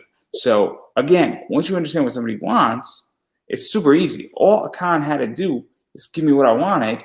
Would have not cost them any money. They would have gotten somebody who actually gave a fuck and is really talented. And now I'm pissed off, and I don't know if I'm ever coming back. And let's face it, there's not that many good panelists around. And this isn't me blowing smoke up somebody's ass. I'm very good at my job, and I'm a very good panelist. There's a reason why I've sold out panels legitly next to two people who were getting paid at cons, and their rooms were empty, and I speak after, and they were not happy. And you see me, maybe my fifth panel out there, and I have filled up a room. I'm sitting at the dais, and it's just lining in and row in by row in by row in by row in by row in. And I'm like, this is awesome. Wow, that is incredible. But yeah, I don't really care. I think cons are dead, man. I think this is the future. I really do. And I even think anybody who's in the cosplay world, I think this is the future. Oh man, that's kind of harsh. I think the online space is bigger than ever, and I think that's the future. I agree. Yeah, and then online's free. I think that the real opportunity, and I think all these the top 50 cosplayers, and I know some of them, and they're nice people. Some of them are nice people, and some of them are horrific people. Yeah, that's I don't really like them. Like I don't like them either. Yeah, the ones that have like over 200,000 followers or 500,000 followers, you meet them, and they're like this. So I will say this though, one of the nicest people is Danielle DiNicola. She's so nice, and she's great. Mm-hmm. She's got like 600,000 Instagram followers, probably more now. But she's really down to earth, and she's really down to earth. And so she, but there are a few in between. My point that I'm trying to make is that I think a bunch of those people are going to have a rude awakening, because the future of cons is the combination of having a physical con with the virtual con. And so that is the future of this entire industry. And it's going to be very interesting, because there's going to be legal battles over this also in the next 10 years of who owns what, with panels on the virtual side, of different things on the virtual side, character owns of the virtual side. I mean, it's going to be a very, very, very interesting business, and it's not going away. The virtual stuff is not going away. Of course not. It's bigger than ever, and so you should make yourself a virtual cosplayer. I mean, it kind of sucks, because me personally, I like to be physically. Oh, you could still physically be there, but you should be virtually too. Oh yeah. You absolutely should, because you should get on that boat right now. And I don't know how it's going to come out the way it's going to come out, but whatever you can get in on virtually, it's going to be amazing. Heck yeah, because that can give us an opportunity to grow our platform on social media very easily, because the internet's very. I would approach a small con, and I'm going to start doing it as well, where I am very much going to look for small cons with virtual platforms. And look, there's a bunch of stuff like GalaxyCon. There's a bunch of virtual stuff, and I almost feel like saying to them and writing them an email. Maybe I'll do it tomorrow. Say, look, guys, I see you doing all this stuff with all these voice actors and stuff, but have you guys ever thought about doing stuff with panels virtually? Because I know a bunch of friends, and we're down with it, where you guys own the video, but you don't own the content in the video. Mm-hmm. But I digress. It's a whole big ball game. It's a whole 30-minute deep delve all live that's probably going to get me into trouble. And you too. So congratulations. Clearly, we're not getting anybody back to BlurredCon. Or I'm not. You're probably not either after this discussion. Well, yeah, I'm a little worried. I mean, I haven't really been there before. I mean, I don't know. But me, I mean, personally, I'd rather go to New York Comic Con than BlurredCon. Not that I have anything against being black. I mean, I'm a black man and I'm a person of color. Because I think the idea behind this is, like you mentioned, is great. But I'm not opposed to going, but I feel like it wouldn't be the first option. So let me ask you a question, because, and it's a controversial question, and I'm super curious. Do you want to be known as an LGBT person of color cosplayer, or do you want to be known as, I came up with this awesome Lara Croft cosplayer, and I happen to be the other thing first? So which is it? Because I have a disability, and I'll state this. I have a very physical disability. I walk around with crutches. I don't want to be known as a disabled interviewer. I want to be viewed as an interviewer with a disability. And the reason Okay. why, it doesn't mean I'm dismissing my disability, but I want my qualification to be the same as a Howard Stern, who's an interviewer, or a Larry King, or a Joe Rogan. I don't want because I feel that if you put I'm a disabled interviewer, that's dismissing and watering down my interview because you're putting I a agree. label I on my agree. position. So I don't view you as a black cosplayer. I view you as a cosplayer who happens to be black. There's a Yeah. difference between the two, and it's not taken away from your experiences or in any way. And I know this could get me in trouble, and you can stop me and disagree with me completely. But I view you as a cosplayer. You are on my show because I like your cosplay. Yeah. You're not Hey, on my yeah. show Thank because of you. any other reason. I didn't Yeah. even know that you were gay until I was interviewing you. Yeah. It had Yeah. nothing to do with why I wanted you on my show. Yeah. I want to be known as DJ Croft. That is known as DJ Croft. That is You just want to be known for happens. your concept, Yeah.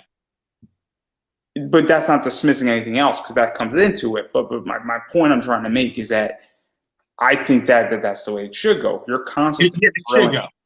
And I'm going to say this is that other people probably have copied your concept, which is great, which means that you're onto something. Hmm. I wonder who. Yeah. No. You get what I'm saying though. Where Yeah. if somebody copies your content and says, "I think I can do this gender bend of embracing this character and take it to the next level," that means that you're onto something. Oh man. Yeah. Right. Yeah. And to answer your question, yeah, I want to be known as DJ Croft. That is just so happens to be black and just happen to be gay. I don't want to be known as the gay black LGBT DJ Croft. No, you're putting a stigma on me. Like I'm more than that. I'm And a you're human boxing being. you in. It's very much a box. Yeah, yeah. I'm first of all, I'm a human being. It's more to me than just that. That's just a part of me. I want to be known for my creativity, my art, and yes, I am making a difference. But that because of um, because I'm not the ideal all American type person that people think I should look like. But that Did you know comes what along. the average American is? Have you seen that John Cena commercial? What the average American is? No, I haven't seen it. Oh my God! I'm gonna send this to you because it's the most shocking commercial ever. Because what I you got just said is that the average American is like 30 pounds overweight, is a woman who's like 5'6". It's like all this statistics. The average American is not like a macho white male man who's like 6'2". It's like this commercial was a commercial for celebrating the 4th of July. There was like Mhm. no political tie to it. You have John Cena just walking down a boulevard talking about giving all this statistics. What an amazing commercial. What an Wow. amazing Okay. commercial. Yeah, definitely send it to me. I'm interested. And he's like 51% are women, and it was this entire stigma of stuff, and he was dropping all these statistics. Great thing, but sorry to cut you off. Continue, please. No, you're fine. You're fine. Yeah. Oops. I think my camera just moved. But yeah, I want to be known as that guy. That individual. Not by that. That's just ridiculous. Exactly. See that's what I say with me. I want to be known as an interviewer or as an investor or as the comic book guy or a comic book investor. My disability has nothing to do with Has any nothing to do with what you're doing. Exactly. on an intellectual level. Now, no, we have to acknowledge, and I want to make this clear, that I have been passed over without a doubt because of my disability. I have not gotten jobs because of my disability. No question about that. I can't prove it, but I know it. I don't think that is my view, but Mhm. I definitely, and my intelligence is not affected by my disability. the way I can do an interview isn't. And I also would imagine that being LGBTQ, being black, there have been circumstances where you have been passed over without a doubt. Yeah, That is yep, an yep, open statement. I have, and But certain behaviors and certain stigmas towards me because of those two, categories. I've experienced. and look, I'm going to say this too. There would have been stigmas, LGBTQ, if you were white or any other race. Those stigmas would exist, but obviously, when you combine a bunch of other stuff, stigmas get stacked on each other without a doubt. So I am not dismissing that at all, and then I'm acknowledging that because that is a fact, and it is important to acknowledge that in this thing because I understand it not from being LGBTQ or black. In case you can't see, it's pretty obvious thing that I'm not black here. Everybody, I know people are shocked. It's okay. I can make that joke because it's an acceptable joke. Yeah. I'm assuming it's an acceptable joke, right? Yeah, it is. Yeah. I just want to make that joke clear right there. But obviously, with all that, so yeah. But I know the exact idea of what it looks like when somebody passes you over. I have a story that I'm not going to tell on the air, but I could see it in somebody's eyes of how they looked and the look of disapproval because of seeing two crutches, and they didn't want me working near them. And then that's sword, and it's a horrifying experience. Most people in America do not deal with that. It's horrifying. It's very scary. Oh no! Yeah, I can just see. Like, you know exactly what I'm talking about. I do. I know exactly what you're talking about. It's a very degrading feeling. I don't even know. I mean, it sounds fucked up what I'm going to say. It was beautiful, the pureness of it, and I know that sounds messed up when I say it, but man, it was beautiful to the pureness of it. I've never, and some people might not understand what I'm explaining, but it was 100% disdain. I've never ever seen that in my life, and I don't know if that's ignorance. I've seen racist things, I've seen discrimination, but I've never seen it 100%. And oh my God, I was just like, okay. And I was upset for like a good day or two out of it, and I was massively confused on it too. And then I mean 100%. And that is super rare. But I digress. Wow. Yeah. It's just, you know what? That happened to me one time as well. I got denied a job by a lesbian. Oh shit! I'm so sorry. This is so messed up. Yes, and she was a white LGBT, older lady. She denied me a job at a gym like years back, Let because me ask you a question though. Were you jacked like you are right now? yeah, I mean I've always been the same. Yeah, and the thing is because my name is Devontae, so she was like, oh no, I don't hire Devontae's here, and she just kindly smiled in my face after she said that. And I was like, is she serious right now? And you can tell she's butch, like the butch lesbian. She's just kind of like a guy and everything with a short haircut. So I walked out and I was like, okay, I never really experienced that before.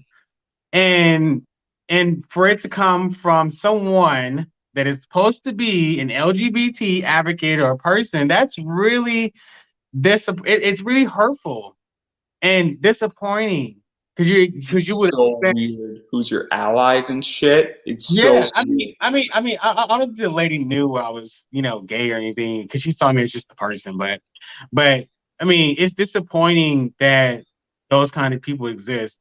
Because you expect them to be positive and supportive, or not to be In her instance, maybe it wasn't anti-gay. Maybe it was just racist. right from an LGBT Caucasian lady. Which shows the point that just because you're in one subsection doesn't mean that you can't be racist. Apparently not. And it's so sad. It's It's weird. Okay, so the organization I was interviewing with, and person's out of office now, but they were it was a Democrat office I was interviewing at. I would tend to think that if you see somebody on crutches who is that you wouldn't have that disdain if you're on the left. right. You would think. What's crazy is that I've worked for veteran offices, and those offices, are purple on issues, and obviously they're advocating for veterans, and people have personal beliefs, and then some of those people are on the right, and no problem with it, made accommodations, no questions. And maybe if there was a veterans office, and I've had veteran bosses, and maybe they just got it because they're like, oh man, somebody has a problem, but they're cognitive, and people in the military have problems. My point is that it's crazy about this shit, and this is all over at conventions, all over at cons. It is without a doubt effective in a variety of methods, and let's call a spade here, and that's kind of what it is. And that's why I like virtual cons, because guess what? On a virtual con, if you don't send a bio to somebody, they don't know your face until they see you at a virtual con. Yeah. Even at a a regular con, you just put a common name, which is cool. They don't know what your entire position is. But I digress right there.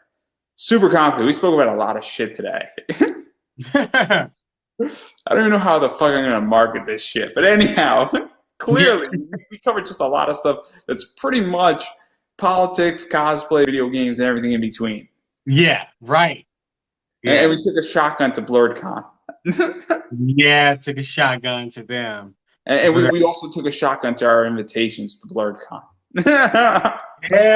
Yeah, maybe. Yeah, I don't know. But yeah, because like I was saying, I'm not opposed to going, but I mean, I've always been more interested in other cons too, like more cons that are more diversity inclusion. But you said that they are inclusive and diverse, so I haven't really. Again, I just think that I think their guest policy might be racist of who they bring in as a guest on a con. But as far as the open panels, I think they're pretty diverse. So I just am viewing that as my opinion.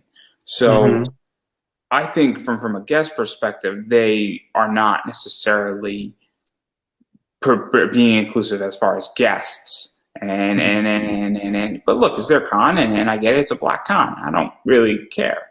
They can do that, and that's not my prerogative to go ape shit over that. It's not my help to die on either. But professionalism is a problem.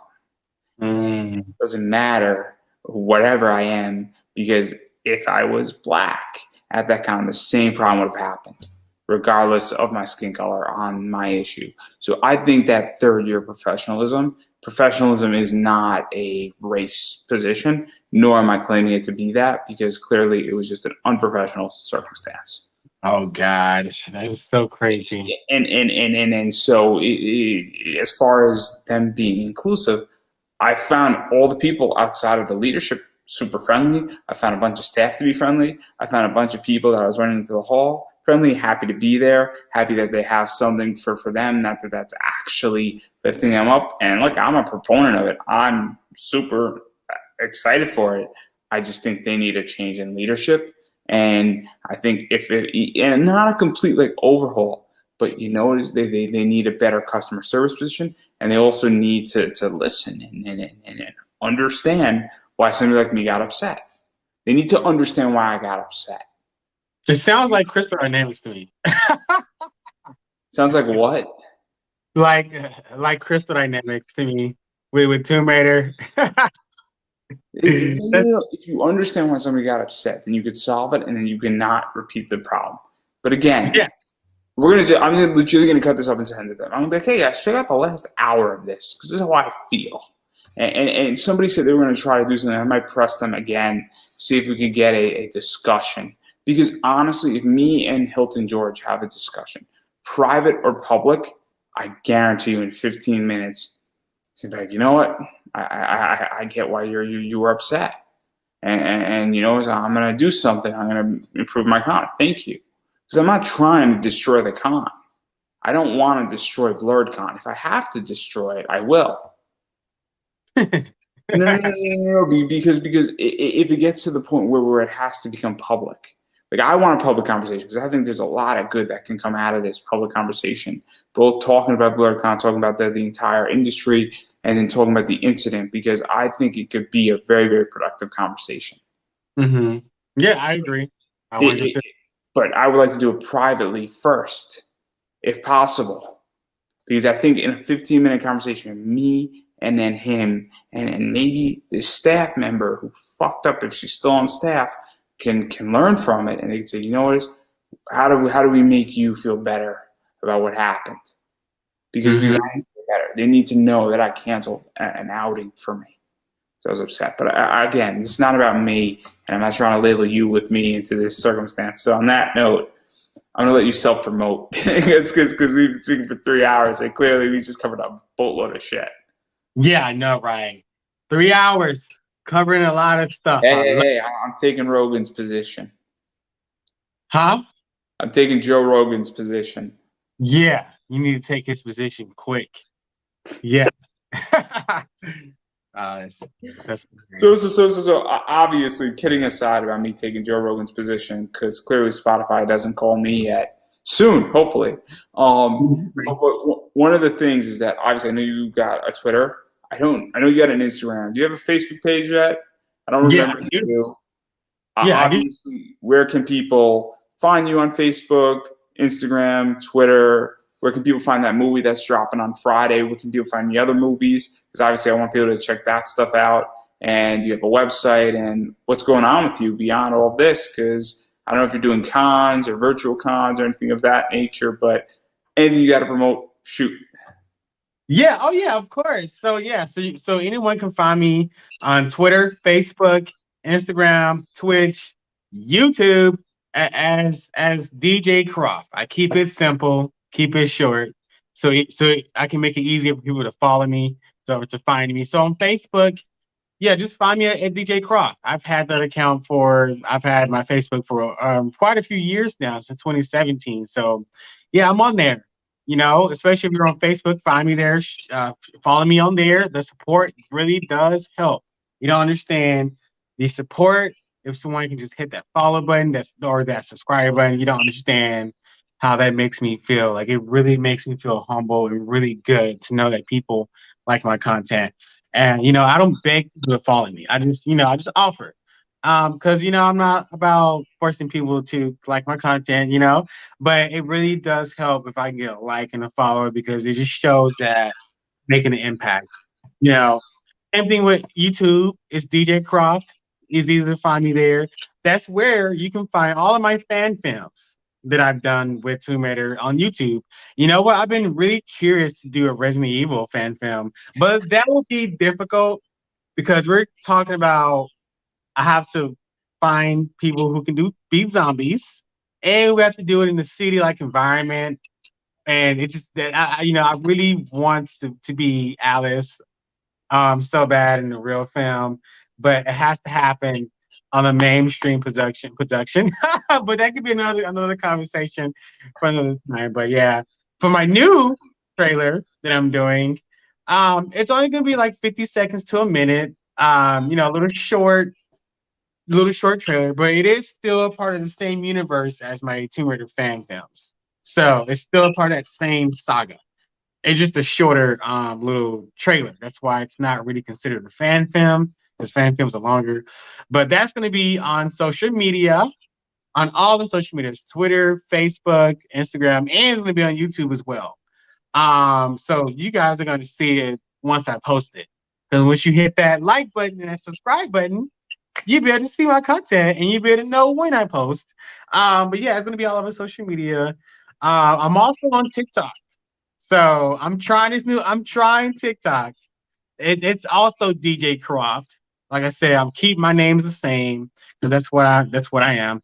DJ Croft. So I'm trying TikTok out. You can find me there if you really want to see my TikToks. So yeah, I'm just kind of all over the place. Yeah. Well, on that note, and I've been saying it, and I think I said it the last time, and I'm going to say it again. I said it last night too, and I'm going to say it again on Friday, my next interview. You got to support indie. And that means you got to support indie creators, indie cosplayers, indie wrestlers, support anything indie and the people that you like, because it does matter. It is super important. And typically the way that you should support people is financially. And that means throw money, whatever merch they got, prints they got, buy me a coffee, a Patreon, anything like that. Obviously, throw money that way. If they don't have something, ask. If they have a button, super helpful. If you like what you see, definitely support people, especially during COVID. But again, if money is tight in your life, and I get it, there's a lot of damage COVID has done to people. Yeah. We're not out of the woods just yet. Just because everybody's getting vaccinated, it's rolling out, and it looks like we're turning the corner on the vaccination doesn't mean that the damage hasn't already been done. And so make sure that if you are in an economic hard time, make sure your rent's paid, your mortgage is paid, make sure electricity is on, you got water, food, shelter, make sure your husband, wife, boyfriend, girlfriend, spouse, partner, they're all good. If you got kids, your kids are good. Super, super important. Make sure you're good. Make sure that everything is okay in your life. Make sure your pets are good. Those things are super important. And also make sure that you have money for the next month and the month after, and really start taking care of yourself. Right. And stop spending those stimulus checks. People, save it. Use it for a month coming. In fact, cool fact, everybody, 80% of people who've gotten their stimulus check, so 80% of Americans have debt. And I think like 60% out of that 80 have either used that money for core household things, such as groceries, utilities, or for paying off debt. Super interesting. A bunch of Americans are actually super responsible with their stimulus checks. But again, with that stimulus check, you should not be spending a boatload of that money on things that you don't need. You should be taking care of yourself, making sure you got money for tomorrow, because we are far from out of this thing. And as I was saying before, and obviously that is super important. I've been saying it for the last year. So please be responsible with that. If you have it, be an adult, I think is the answer. Now, having said all that, if you are in that money position, the next thing that you should do, and you should be doing it anyway, is following people on social media. That's Twitter, Instagram, Facebook pages, websites, email lists. Obviously, DJ Croft has a TikTok, and that's new.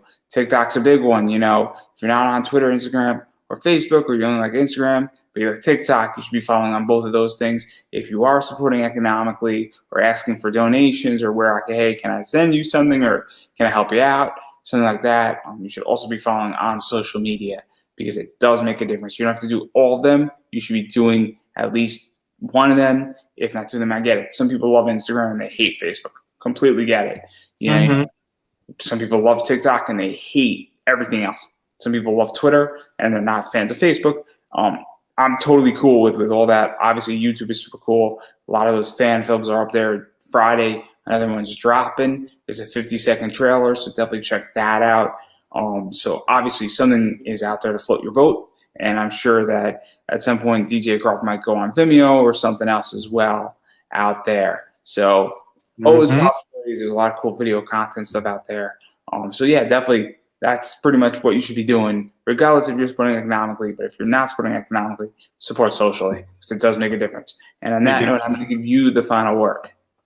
Okay. Well, hey, guys, thanks for tuning in to watch us on our live. And I want to say thank you again, Andrew, for having me again on your series.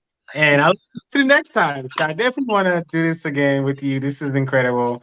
I honestly feel like I've made a new friend, seriously.